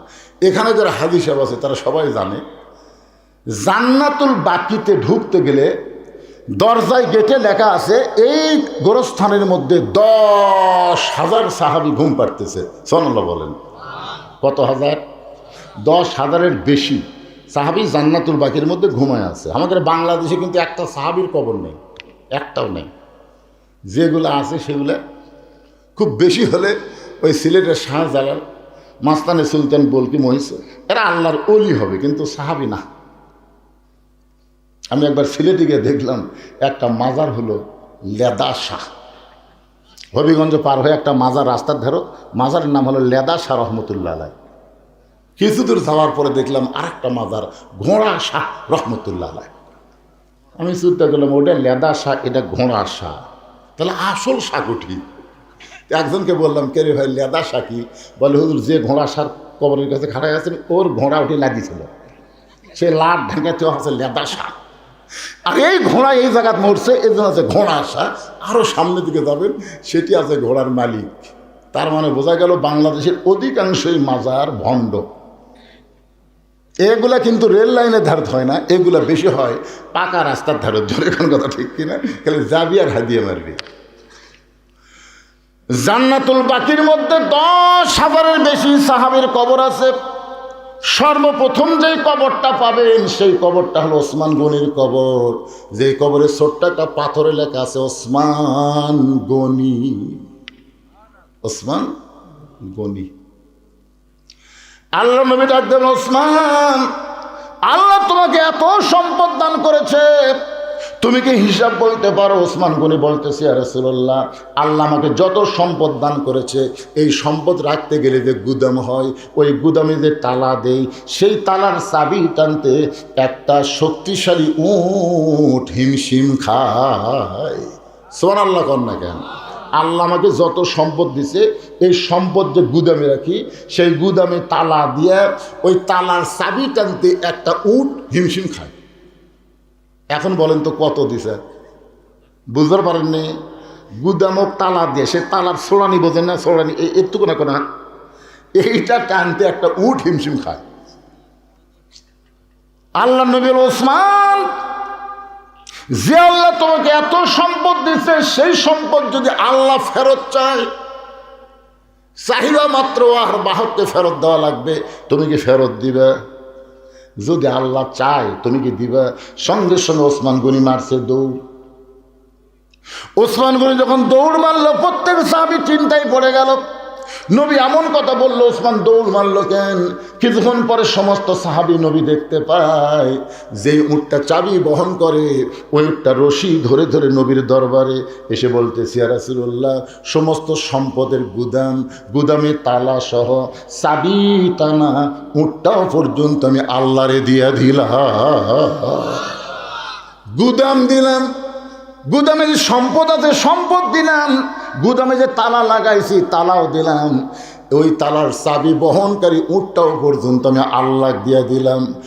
নবী বলে, আল্লাহ যে ওসমান চাহিদা মাত্র সব তোমাকে ফিরাই দিল, তুমি আল্লাহ ওসমানকে কি দিবা? আল্লাহ বললেন, আমি আমার গানি ডিগ্রি ওসমান রে দিয়া দিলাম। সুবহানাল্লাহ। সেদিন থেকে নাম হলো ওসমান গনি। আর একটা ডিগ্রি হচ্ছে ওসমান জুন্নুরাইন। ওসমান হলো 2টা নূরের অধিকারী। ধরে কোন সুবহানাল্লাহ।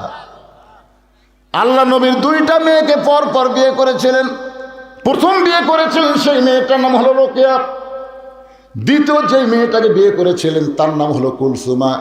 একসঙ্গে 2 মেয়েকে বিয়ে করা জায়েজ নাই, তবে একটা মরে গেলে আর একটা যদি রাজি হয় ইসলাম জায়েজ করেছে। আমার কথা কি বুঝবার পারলেন?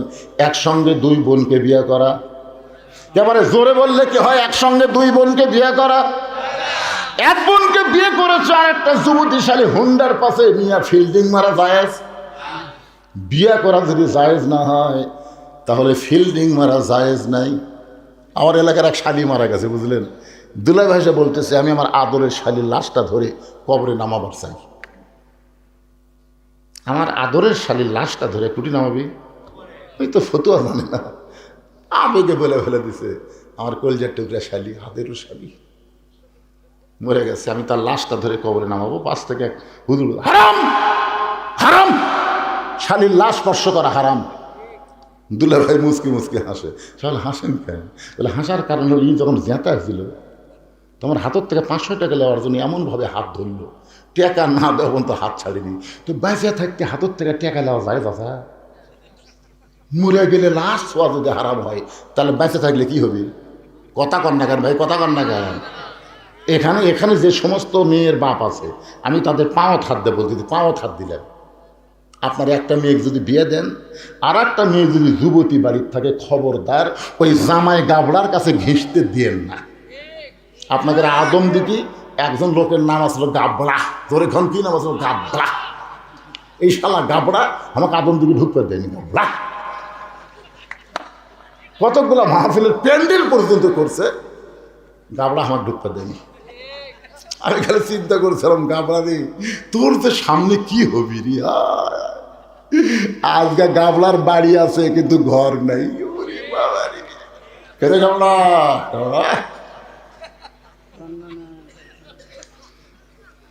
অ্যাঙ্গেল একটা ডোজ দিয়ে দিলাম, গাবলা যদি বেচা থাকে তাহলে বুঝবি বদলু সে তুই বন্ধ করে পারবি না, তুই পলে যাবি বদলু সে ঠিকই ঢুকবি, তোরে কার কথা ঠিক। অ্যাঙ্গেল আছে, অ্যাঙ্গেলের দিন শেষ, এখন ডাইরেক্টের বাংলাদেশ আরো অ্যাঙ্গেল। একটু মনোযোগ দিয়ে শুনবেন, আল্লাহ রাসূল বলেছেন, রে মেয়েরা শোনো, যে সমস্ত মেয়েরা পর্দার অন্তর আছেন আপনারা একটু মনোযোগ দিয়ে শুনবেন। দুইটা পুরুষকে তোমরা কাল সাপের মতন ভয় করবা। একটার নাম হলো দেওরা, আর একটার নাম হলো দুলা ভাই। একটা পুরুষের নাম হলো দেওরা, দেওরা বোঝেন আপনারা, আর একটার নাম হলো দুলা ভাই। এই দুইটা পুরুষ কিন্তু সুযোগে সদ্ব্যবহার করে। চিন্তা করে, বোন তো আমার ঘরতে আছে, আর ওর ছোট বোনের যদি আমি একটু একটু, তাহলে চিন্তা করবি আমি কিছু বলবার গেলে আমার বোনের ভাগ যাবি। আর ভাইয়া যখন মানুষ হয়ে গেছে তখন দেওরা ভাবির সামনে গিয়ে গান শুরু করেছে, ভাইয়া তোমার বর আমি যে দেবর, বুঝে দেখো ভাবি কার বেশি দাবি, ভাইয়া গেছে মালয়েশিয়ায় আমি এখন আসি। একদিন দেওরা যা ভাবি বলতে, ভাবি আপনার যে কি সাইজ, ভাবি মনে হয় আপনার বিয়েই হয়নি। এমন কথা শুনে ভাবি কান্দের কয়, এই সুন্দর কথা তোমার ভাই জীবনেও কয়। মেয়ে মানুষের খালি একটু তারিফ করেন, কি সাইজ রে, মনে বিয়েই হয়নি। আর আপনি জানেন দেওরা ভাবির তারিফ করার কারণ কি? ওই ওভার ডিউটি করবি, ওভার ডিউটি করবি। হাসতেছেন? আজকে পরকীয়া নষ্টমী সমাজের মধ্যে এই কারণে বেশি হচ্ছে। জোরে তো কথা কন না কেন, কথা কন না কেন? আমার মায়ের একটু মনোযোগ দিয়ে শুনবেন। ওসমান গনি আল্লাহ নবীর দুইটা মেয়েকে বিয়ে করেছেন পরপর। প্রথম যাকে বিয়ে করেছিলেন তার নাম হলো রোকেয়া। রোকেয়া যখন দুনিয়া থেকে বিদায় হয়ে গেল, এরপর যাকে বিয়ে করলেন তার নাম হলো কুলসুমা।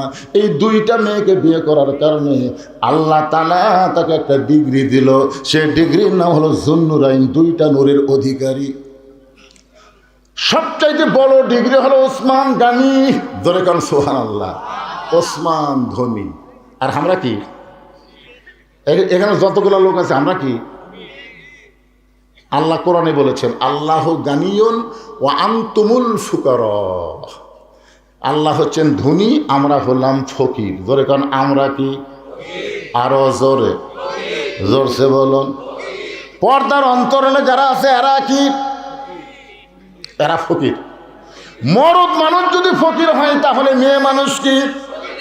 আরো জোরে, জোরসে বলুন। আপনারা বলেন তো, অনেক দিন হলে ফকির কিন্তু নিচে ছিল আর ফকুরনির জাত ছিল উপরে। ধরে কোন কথা ঠিক না? আগামী 12 তারিখে আমরা সবাই সিদ্ধান্ত নিব আর কোনো ফকুরনি যেন বাংলাদেশের প্রধানমন্ত্রী হবার না পারে। আপনারা বলেন তো, ফকুরনির বুদ্ধি কেমন? এক বাড়ির ভিক্ষা করে দেয়, বলতেছে মা মা 4টা ভিক্ষা দাও। বাড়ির বেটার বউ বলতে 4টা না 4 সের দেবো। ফকুরনি কয় কে মা 4 সের কেন? শাশুড়ি আমার গাল দেয়, অন্য বাড়ি পান খাবার গেছে, এই সুযোগে তুমি আইছো, তোমার 4 সের চাল দিয়ে আমি সংসার ঢুসে দেবো। ওই ফকুরনি 4 সের চাল দিয়েছে। ফকুরনি চিন্তা করে সারাদিন ভিক্ষা করলে 2 সেরই হয়, আরে এক বাড়ি দিল 4 সের। বেটার বউ বলে ফকুরনি মা খবরদার এই কথা তার কাউরে কইও না। ফকুরনি বলে আমার কি ঠেকা পড়ছে, আমি কাউরে কমো না। ওই 4 সের চাল পেয়ে রাস্তা দিয়ে যাচ্ছে আর বলতেছে, ওই বেরি বেটার বই শাউরিতে কি হলো, আমার 4 সের চাল দিয়ে কইছে কাউরে দান করো না, আমি কমো না। আমি একলা একলা গল্প করে আর কমো না। একজন জিজ্ঞাসা করে ফকুরনির বেরি কি হয়েছে, ওই বেরি বেটার বউ 4 সের চাল দিয়ে কইলো কাউরে দান করো না, আমি কাউরে কমো না বাবা, কাউরে কমো না। চিন্তা করে দেখেন, যেই ফকুরনি সামান্য একটা ঝোলার চাল সামলাবার পারলো না, সেই ফকুরনি যদি দেশ সামলাবার দেন পারবি? বোঝেন না কেন আপনারা? এই জন্য আল্লাহ কোরআনে বলেন, আর রিজালু কাওয়ামুন আলান নিসা, পুরুষ থাকবে উপরে, নারী থাকবে নিচে। এই কথা বক্তা বলল সেদিন না, এই কথা হলো আমার আল্লাহ। জোরে বলেন কার? যে বাড়িতে মেয়ে মানুষ জোরে কথা কয় ওই বাড়িতে মরদ মানুষ আছে কি না বোঝা যায় না। দেখবেন যে বাড়িতে মেয়ে মানুষ সেই চিল্লাই, ওই বাড়িতে মরদ মানুষ বিলাই হয়ে।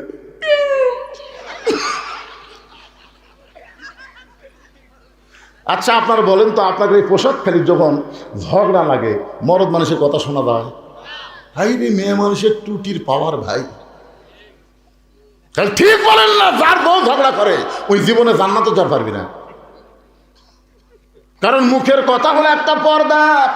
আপনার বউ ঝগড়া করার কারণে তার পর্দার খিলাফ হয়ে গেল। রাসূল বলেছেন দায়ুস লা ইয়াদখুলুল জান্নাত, দায়ুস কোনোদিন জান্নাতে যাবার পারবে না।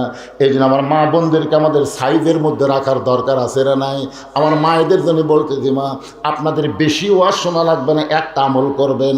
আল্লাহ কোরআনে বললেন ওয়াকারনা ফি বুয়ুতিকুন্না ওয়ালা তাবাররাজনা তাবাররুজাল জাহিলিয়াতিল উলা।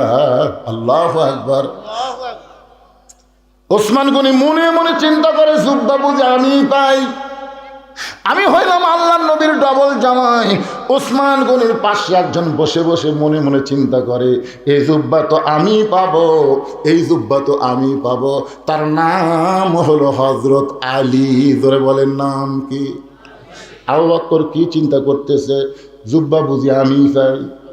উমর ফারুক চিন্তা করতেছে, জুব্বা বুঝি আমি পাই। ওসমান গনি চিন্তা করে, জুব্বা বুঝি আমি পাই। কিন্তু হযরত আলী বলতেছে জুব্বা তো আমি পাবো। হযরত আলী জুব্বা পাবে। আরে মজার ওয়াজ আসতেছে, কি বিপদ বাড়ি গ্যারান্টি দেন আমি বাড়ি যা পারবো না।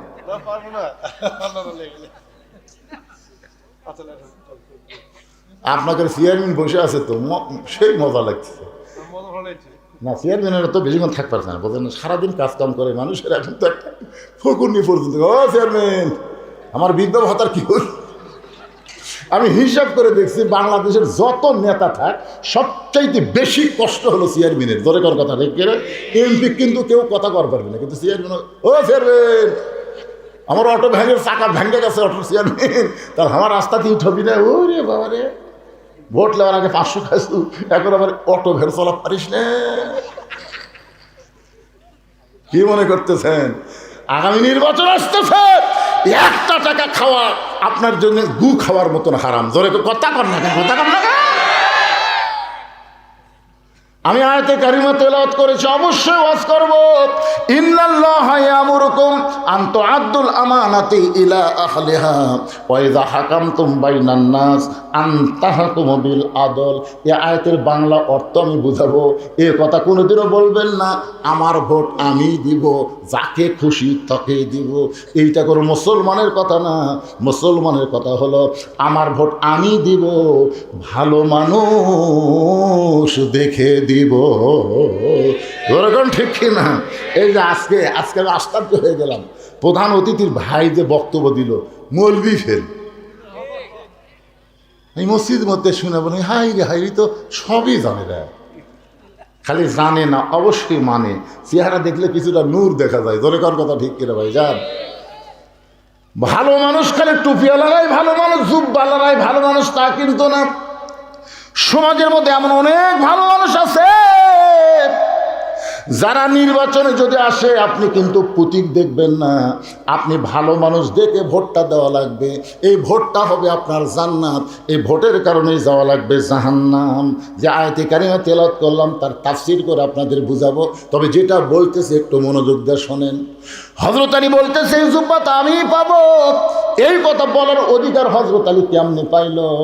কেন হযরত আলী চিন্তা করে দেখে, একদিন আল্লাহর নবী বলেছেন, শোনেন মনোযোগ দিয়ে, আল্লাহর নবী বলেছেন সাহাবীরা তোমাদের মাঝখানে এমন একজন ব্যক্তি আছে যেই ব্যক্তি আমি নবীর চাইতেও 2 দিক দিয়ে বড়।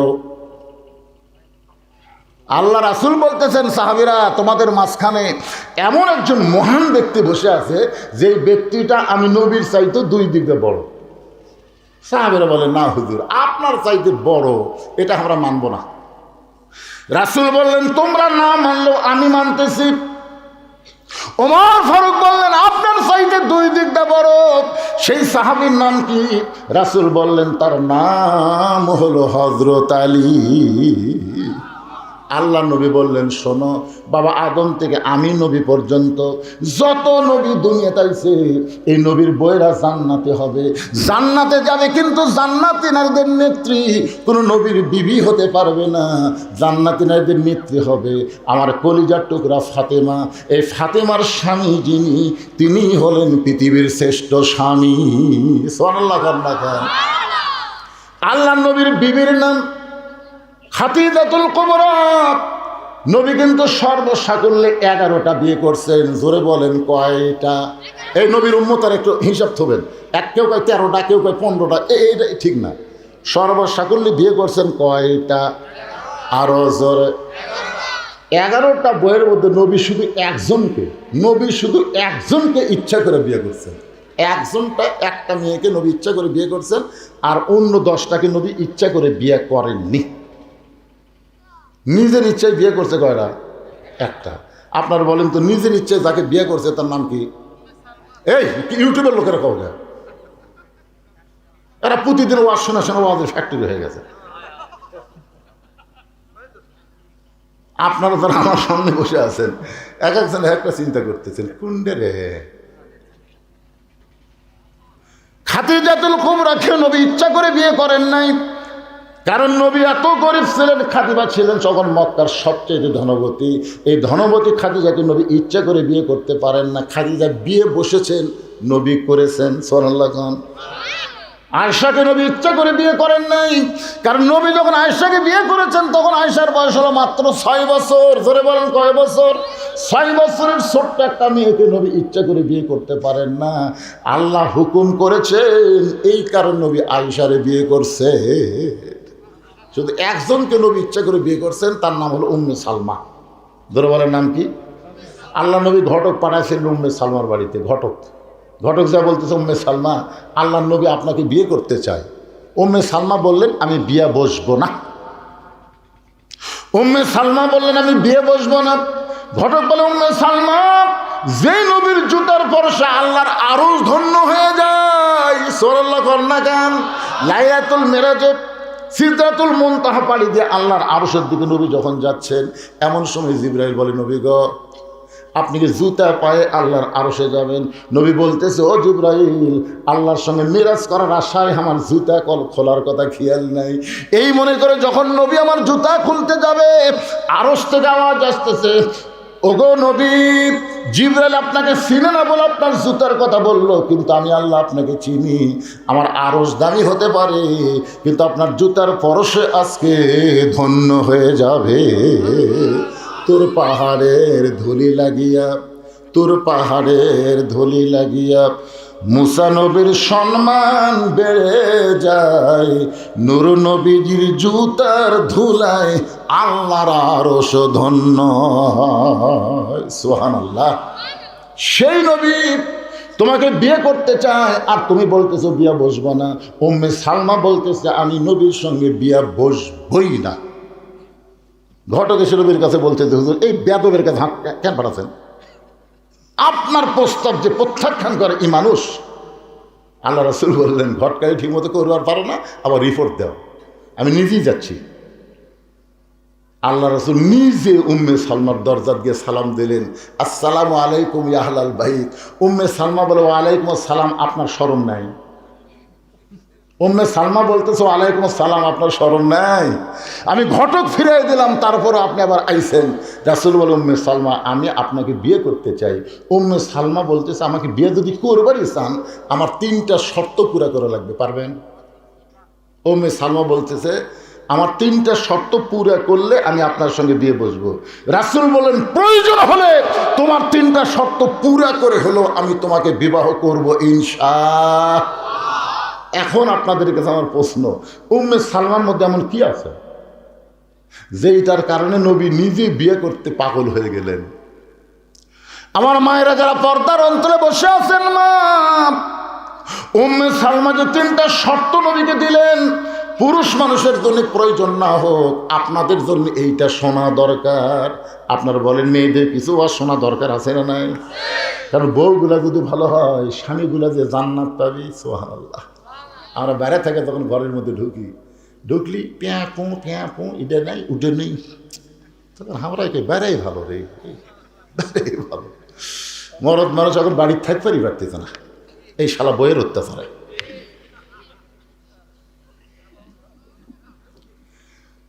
আমার মায়ের একটু মনোযোগ দিয়ে শুনবেন।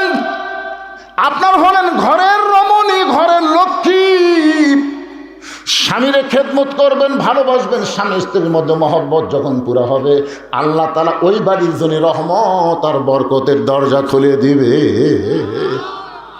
আল্লাহ রাসূল বললেন, সাহাবীরা রে, বাবা আদম থেকে আমি নবী পর্যন্ত এই নবীর সন্তানের নবী হতে পারবে, জান্নাতি হবার পারবে, কিন্তু কোন নবীর সন্তান জান্নাতি যুবকদের সর্দার হতে পারবে না। কিন্তু আমার কলিজার টুকরা ফাতেমার পেট থেকে যে দুইটা সন্তান বের হয়েছে, হাসান আর হোসাইন, সাইদুস শাবাবি আহলুল জান্নাহ। হাসান হোসেনের বাবা যিনি, তিনি হলেন পৃথিবীর শ্রেষ্ঠ বাবা। ধরে কর না সুবহানাল্লাহ।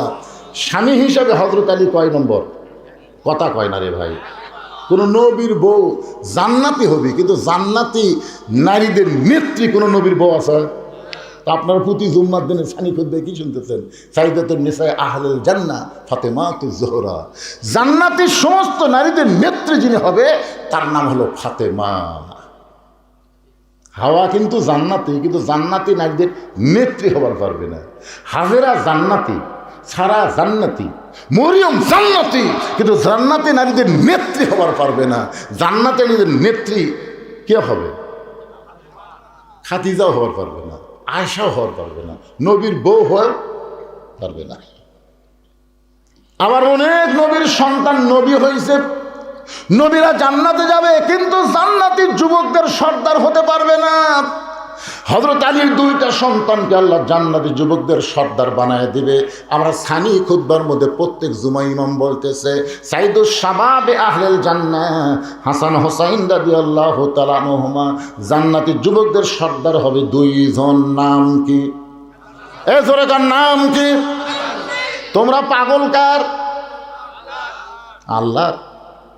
মেসি নেইমার, মেসি নেইমার রাত 1টা পর্যন্ত মেসির খেলা দেখে। 1টা পর্যন্ত যেদিন আর্জেন্টিনার খেলা হয়, ওরে বাবারে যুবকেরা সব পিকনিক করে একেবারে 12টা মতো চেতনা চোখে 1:30 থেকে খেলা হবে।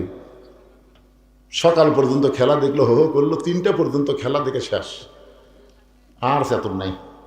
বাপ কয় কি আমার ছেলে 3টা পর্যন্ত হই হই করলো, এখন কুটি গেল। কিছুক্ষণ পরে মুয়াজ্জিন যখন আর সালাতু খায়রুন নাম কয়, ওই নাই। আর সালাতু খায়রুন মিনান নাম কইছে মুয়াজ্জিন, ওই নাই।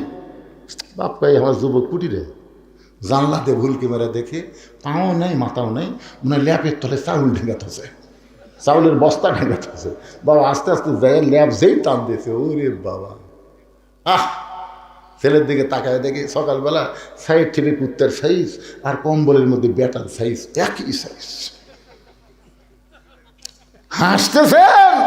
আপনি বাবা জান্নাতে যাবার পারবেন না যতক্ষণ আপনার ছেলেকে মসজিদে না নিয়ে যাবেন। জোরেকার কথা ঠিক কি না? আল্লাহ বলেছেন, কু আনফুসাকুম ওয়া আহলিকুম নারা। জাহান্নামের আগুন থেকে একলা বাঁচলে হবে না তো, চেয়ারম্যান হিসাবে একলা নামাজ পড়লে হবে না তো, সবগুলো মেম্বারও গিয়ে জামাত করা লাগবে। একলা পড়লে হবে? আল্লাহ কবি তুমি চেয়ারম্যান, তুমি চেয়ার পাচ্ছ, আর মেম্বারগুলা কয়দিন নামাজের দাওয়াত দিছা? বাপকে আল্লাহ বলবে, ছেলেকেও আল্লাহ বলবে। এই জন্য ভাইজান, মসজিদের জন্য মাহফিল, যদিও যুবকেরা অনেক কষ্ট করে ত্যাগ স্বীকার করে আজকের এই মাহফিলের আয়োজন করেছে, হতালি বলতেছেন জুব্বাটা আমি পাবো, কিন্তু রাসূল তো কারোর নাম বলে নাই। জুব্বাটা নবী কোন সাহাবীকে দিবেন? আজকে আমরা প্রাণ ভরে কথাগুলো শুনবো। রাজি আছেন? কারা কারা আল্লাহ খাত দেখেন তো দেখি, আমি বলে দেবো ইনশাল্লাহ। হাত তোলেন, টান টান করে তোলেন।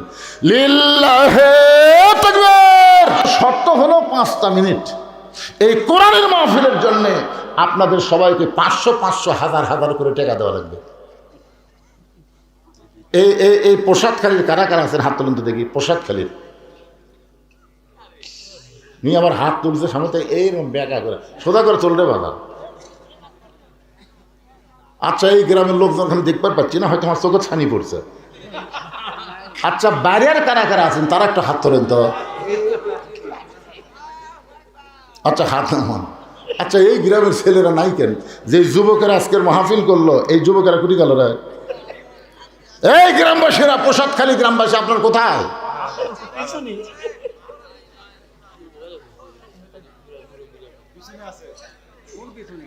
কোন পিছনে? আমি তো দেখবার পেলাম না কোনটা। সব এটি আছে তাই সব দেন, কয় হাজার দিবেন দেন, আপনি দেশ লগত দেন পারে, এটাও বাকি নাকি? হাজির সাহেব বলে আমি পিছনে আছি, 1000 টাকা নগদে করছে দেন। আল্লাহ তার দানকে কবুল করেন, নেক নিয়ত নেকাশা পড়া করেন। প্রত্যেক বছর ছেলেরা গান বাজনা না করে এরকম কোরআনের মাহফিল করবে, আপনারা কি বেজান না খুশি? হ্যাঁ 1000 টাকা দান করেছে, যার টেজের উপর আছে চেয়ারম্যান সাহেব দেন বারে কিছু দেন দেন। বাকি ছেলে করে কিছু দেন, মসজিদও দিবে। এর কাছে আমি 20,000 টাকারই সাহস পাচ্ছি রে, 1,15,000 দিবে। আল্লাহ কি দোয়া করবো আমরা, কি দোয়া করবো? এইটা যেন যতদিন বাঁচে ততদিন যেন চেয়ারম্যান থাকে। তোরে এখন আমি যদি নিয়ত থেকে উপরে যাই, উপজেলা চেয়ারম্যান যাক, কি কন? আমি আশাই করিনি 1,15,000 দিবি আল্লাহর ঘর মসজিদের জন্য, তাও 3 মাসের মধ্যেই। আল্লাহ তাকে দান করার তৌফিক দান করুক, সকলে বলে আমিন। জনগণের খাদেম হিসাবে কবুল করুক, জোরে কর আমিন। চেয়ারম্যান সাহেব নগদ কিছু দেন পারে, কিছুই নাই। মানে আজকের মাহফিলটা হচ্ছে মসজিদের উন্নয়ন কল্পনা। তো এই ছেলেরা মাহফিল করবে এই মাহফিলের জন্য। আগে দিছে হ্যাঁ,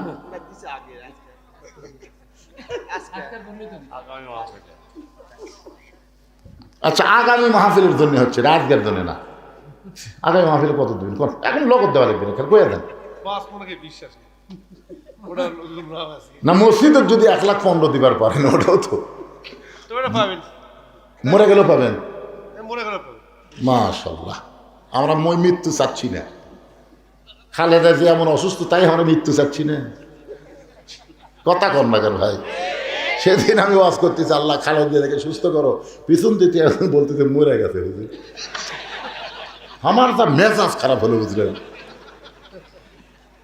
আমি খালি ফেসবুকের দিকে তাকিয়ে আছি যে তারেক যে চলে আসলো, তার মা ছেলের একটা সংক্ষিপ্ত হলো একটা ভিডিও দেখতে পাবো, কিন্তু এখন পর্যন্ত পাইলাম না। কি বিপদ বাড়ে।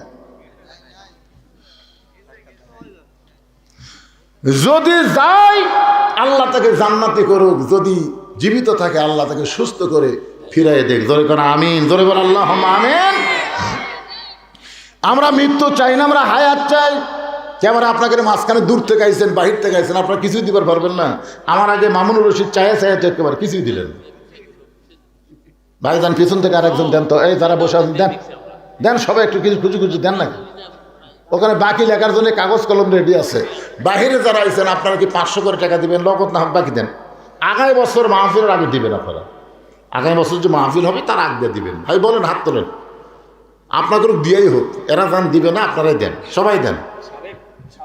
আমাদের মসজিদের ইমাম সাহেব 100 টাকা দিয়েছেন, মতিন হুজুর। সাবেক ইমাম সাহেব কিছু দান করেছে, আল্লাহ দান কবুল করেন। এই মাহফিলের ছেলেরাই তোমরা ভিতরে গামছা লিয়ে যাও, বেশি রাত করা যাবে না, শীতের রাত টপ টপ করে নিয়োগ পড়তে দেবে, ভিতরে গামছা লিয়ে যাও। যাই যা পারে আল্লাহর হস্তে দান করবেন। 10, 20, 50, 100 যাই যা পারেন আল্লাহর হস্তে দান করবেন। আল্লাহর একজন বান্দা 200 টাকা দান করেছে, আল্লাহ দানকে কবুল করেন। হ্যাঁ, কাশ্মীরা পূর্ব মসজিদের ইমাম সাহেব দান করছে। এক ইমাম দিল, আবার আর এক ইমাম দিচ্ছে। এই যে মাহফিল একটা কমিটি আছে, এই কমিটির সভাপতিকে এই না মাহফিলের সভাপতি, এটা কমিটি কমিটি কমিটি নাই, কমিটি সভাপতিটা ও সভাপতি সব দিছে। ভাই আপনি কিন্তু কোন দিকে? এটা হচ্ছে আলফাজ সাহেব, হ্যাঁ কমিটির সদস্য, কমিটির সদস্য আলফাজ সাহেব 200 টাকা দান করছে, আল্লাহ তার দানকে কবুল করেন। আজকের মাহফিলের সম্মানিত সভাপতি জোরে বলেন মারহাবা। পকেটের মধ্যে হাত ঢুকাছে, একটু বেশি বেশি করে বার করুক। করজবাড়ির মুফাজ্জল সাহেব, করজবাড়ির মুফাজ্জল সাহেব 500 টাকা দান করেছে, আল্লাহ তার দানকে কবুল করেন। এটা সভাপতি সাহেবের দান হলো। নগদ চাচ্ছি না তো, বাকি দেন, বেশি দেন, বাকি দেন। হ্যাঁ, প্রসাদকালীর খোকন 400 টাকা দান করে, আল্লাহ কবুল করেন। সভাপতি সাহেব 1000 টাকা দান করছে, আল্লাহ তার দানকে কবুল করেন। জি,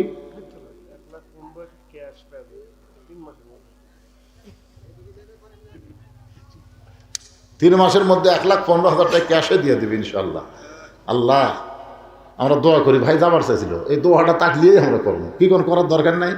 হ্যাঁ, এই জন্য এই সবাই একটু জিকির করেন, বসেন, মহব্বতলে বসেন আর জিকির করেন। লা ইলাহা ইল্লাল্লাহ, লা ইলাহা ইল্লাল্লাহ, লা ইলাহা ইল্লাল্লাহ, লা ইলাহা ইল্লাল্লাহ, লা ইলাহা ইল্লাল্লাহ, লা ইলাহা, লা ইলাহা ইল্লাল্লাহু মুহাম্মাদুর রাসূলুল্লাহ।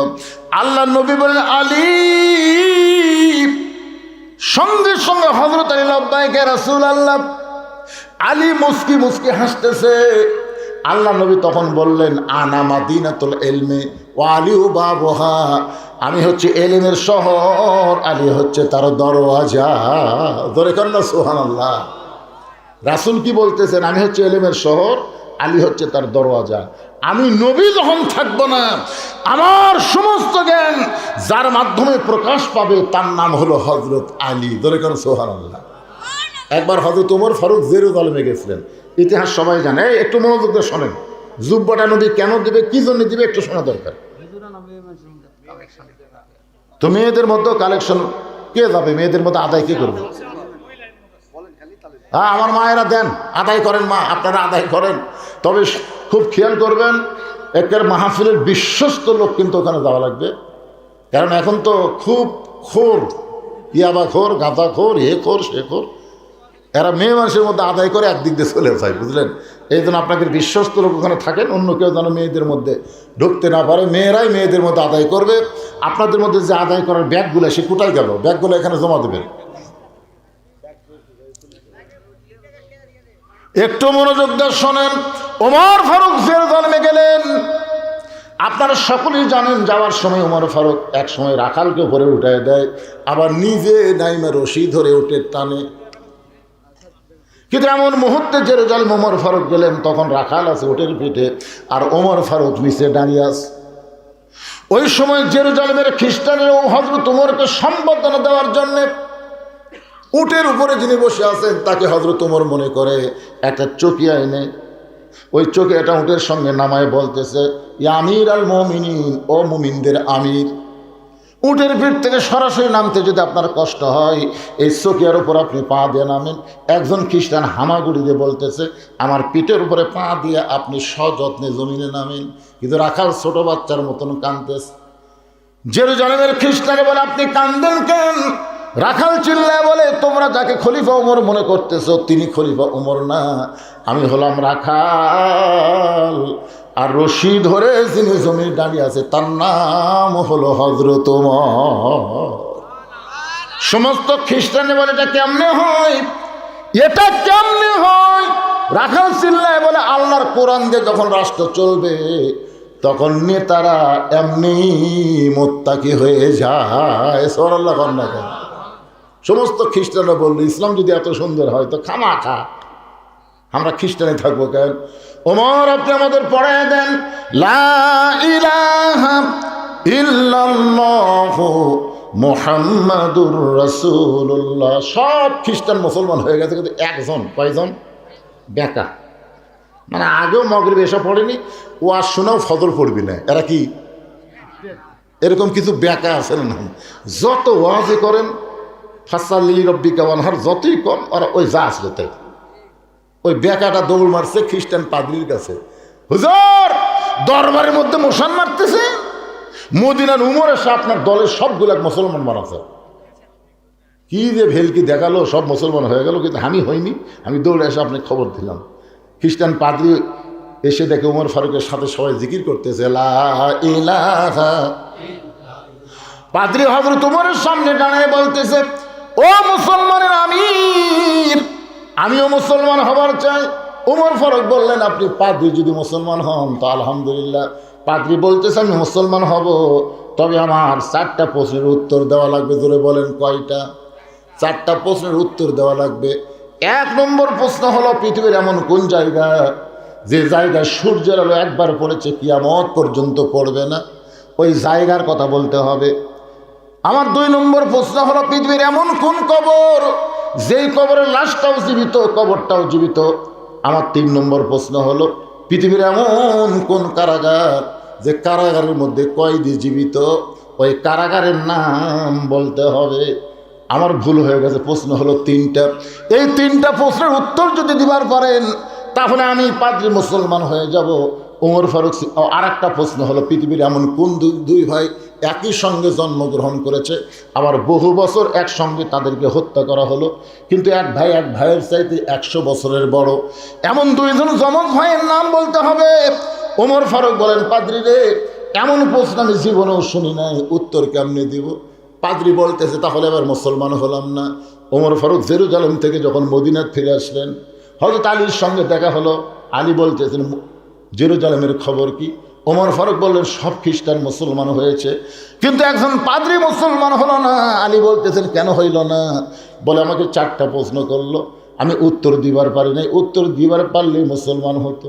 আলী বলতেছেন, কি প্রশ্ন করেছে? বলে, 1 নম্বর প্রশ্ন হলো, পৃথিবীর এমন কোন জায়গা সূর্যের আলো একবার পড়েছে কিয়ামত পর্যন্ত পড়বে না, ওই জায়গার নাম কি?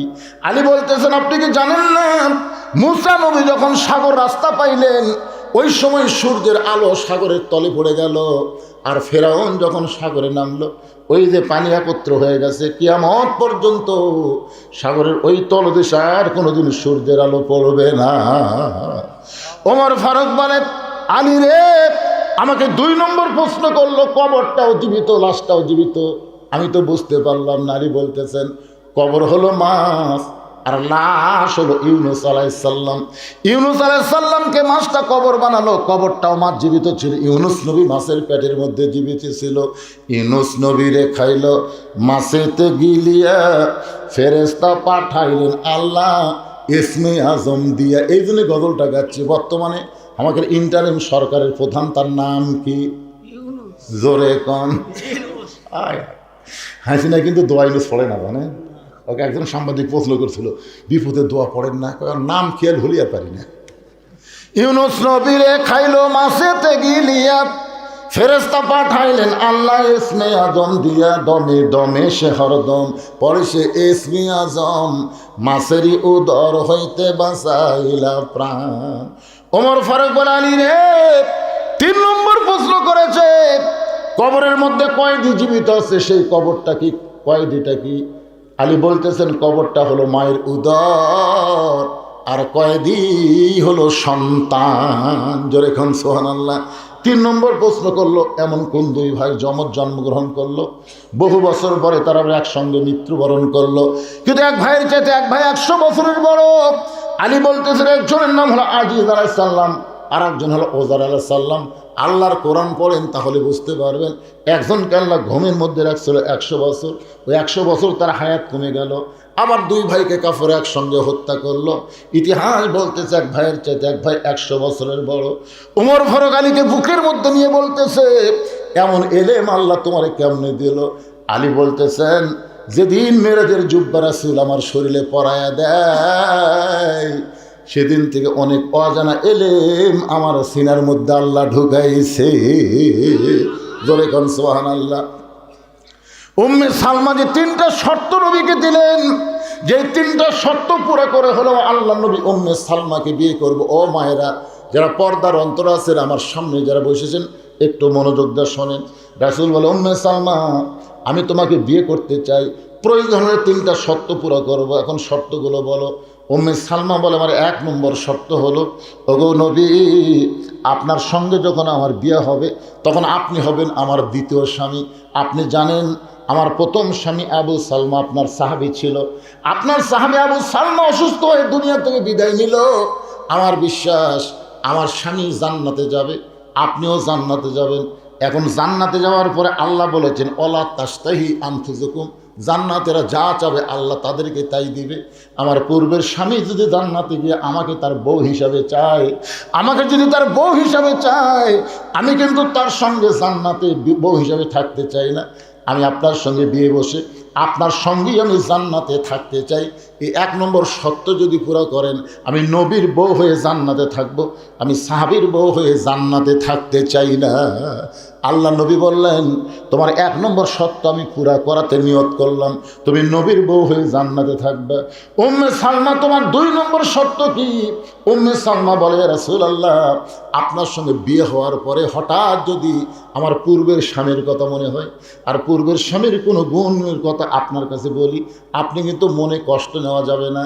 আগের স্বামীর কথা পরের স্বামীর কাছে বললে অবশ্যই স্বামী মনে কষ্ট পাবে। ওগো নবী, আমি একজন নারী, হঠাৎ যদি বলেই ফেলে দিই আমার আগের স্বামীর কথা, আপনি কিন্তু কষ্ট পাওয়া চলবে না। সঙ্গে সঙ্গে নবী উম্মে সালমাকে বলে, উম্মে সালমা রে, আমার সঙ্গে যখন তোমার বিয়ে হবে আমি এমন মহব্বত তোমাকে করব, তোমার পূর্বের স্বামীর কথা একটা বারের জন্যও মনে হবে না। সুবহানাল্লাহ কন্যা খান। আল্লাহ নবীর যে 11টা বিবি, সমস্ত বিবিরাই বলেছে আমাদের নবী হলেন পৃথিবীর শ্রেষ্ঠ স্বামী। ধরে কোন সুবহানাল্লাহ। উম্মে সালমা বলে, ইয়া রাসূলুল্লাহ, আমার 3 নম্বর শর্ত হলো ওই আগের ঘরের একটা সন্তান আমার কাছে আছে, আপনার সঙ্গে যখন আমার বিয়ে হবে আমার ওই সন্তানের দায়িত্ব কে নেবে? আপনি যদি আমার এতিম সন্তানের দায়িত্ব নেন তাহলে আপনার সঙ্গে আমার বিয়ে বসাতে কোনো আপত্তি নাই। আপনার বলেন তো আমাদের নবী কি ছিলেন? শিশুকালে মইরা গেছে মা, গর্ভে থাকতে মরছে পিতা, নবী চোখে দেখলেন না। কে করিবে লালন পালন, কে দিবে সান্ত্বনা? এই দুনিয়ার বড় এতিম নবী ছিলেন একজনা। নবী যখন 3টা শর্ত পুরা করে দিতে চায়, উম্মে সালমা বললেন আমার কোনো আপত্তি নেই। কিন্তু আল্লাহ নবী উম্মে সালমাকে কেন বিয়ে করবেন? এই কেনটার প্রশ্নের উত্তর হলো, আবু সালমা যখন নবীর সঙ্গে মদিনায় হিজরত করলো, মক্কা থেকে যখন মদিনায় হিজরত করলো, উম্মে সালমা স্বামীর সঙ্গে মদিনায় আসতে পারলেন না। উম্মে সালমার বাবার একটু ধনী ছিল, তার আত্মীয় স্বজন ধনী হওয়ার কারণে আবু সালমার সঙ্গে উম্মে সালমাকে মদিনায় আসতে দেয় নাই। হঠাৎ আবু সালমা মদিনায় অসুস্থ হয়ে গেল। অসুস্থ অবস্থায় নবীকে বললেন, ওগো নবী, আমি আমার বউকে এতই ভালোবাসি, আমার বউকে নিয়ে আমি মদিনায় আসতে চাইছিলাম, কিন্তু ওদের বাপ চাচার কারণে আমার বউটাকে আমি মদিনায় আনতে পারলাম না। আমি অসুস্থ হয়ে দুনিয়া থেকে বিদায় নেব, তবে একটা কথা আমাকে ওয়াদা দেওয়া লাগবে, আমার বউটা যখন মক্কা থেকে মদিনায় আসবে আপনি নবী তাকে বিবাহ করবে। রাসূল বলে, উম্মে সালমা রে, তোমার স্বামীর কাছে ওয়াদা দেওয়ার কারণে আমি তোমাকে বিবাহ করার জন্য পাগল হয়েছি। আমি কোনো নারীর চেহারা থেকে রূপ দেখে বিয়ে করি না, আমি বিয়ে করি তাকে পুরাপুরি আশ্রয় দেওয়ার জন্যে। সুবহানাল্লাহ বলেন।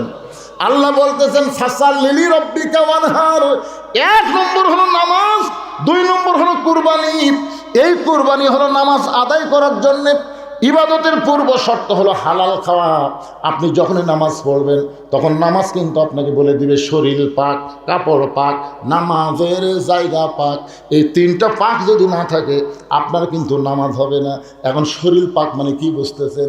শরীর পাক মানে গোসল করে শরীর পাক না, শরীরের ভিতরে হালাল খাদ্য। হালাল খাদ্য যদি না থাকে আপনার শরীর যতই গোসল করেন কোনোদিন পাক হবে না। তাহলে নামাজ পড়বার গেলে ইবাদতের পূর্ব শর্ত হলো হালাল খাওয়া।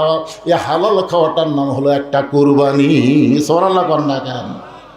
শরীর পাক, শরীরে কি পাক? কাপড় পাক। যে কাপড় পরে নামাজ পড়বেন এই কাপড় কি হওয়া লাগবে? হালাল টাকাতে কিনা লাগবে রে।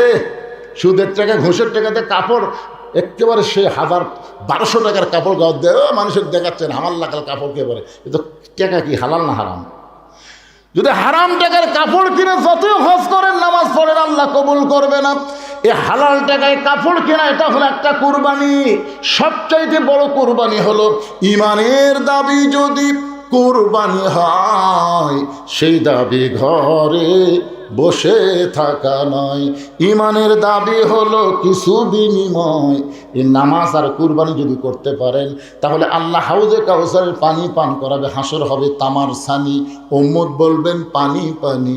সেই দিনে নবী বিনে পানি দেওয়ার সাধ্য কারো নাই। আমরা সবাই যেন নামাজ এবং কুরবানি করে আল্লাহ রাসূলের হাউজে কাউসারের পানি পান করতে পারি। আল্লাহ যেন তৌফিক দেয়। সকলে বলি আল্লাহুম্মা আমিন। ইস্তিগফার পড়। আস্তাগফিরুল্লাহ রব্বি মিন কুল্লি জামবি ওয়া আতুবু ইলাই। আস্তাগফিরুল্লাহ রব্বি মিন কুল্লি জামবি ওয়া আতুবু ইলাই। লা হাওলা ওয়া লা কুওয়াতা ইল্লা বিল্লাহিল আলিয়্যিল আযীম। আল্লাহুম্মা আমিন। আয় আল্লাহ তাআলা, টপ টপ করে নিয়র পড়তেছে।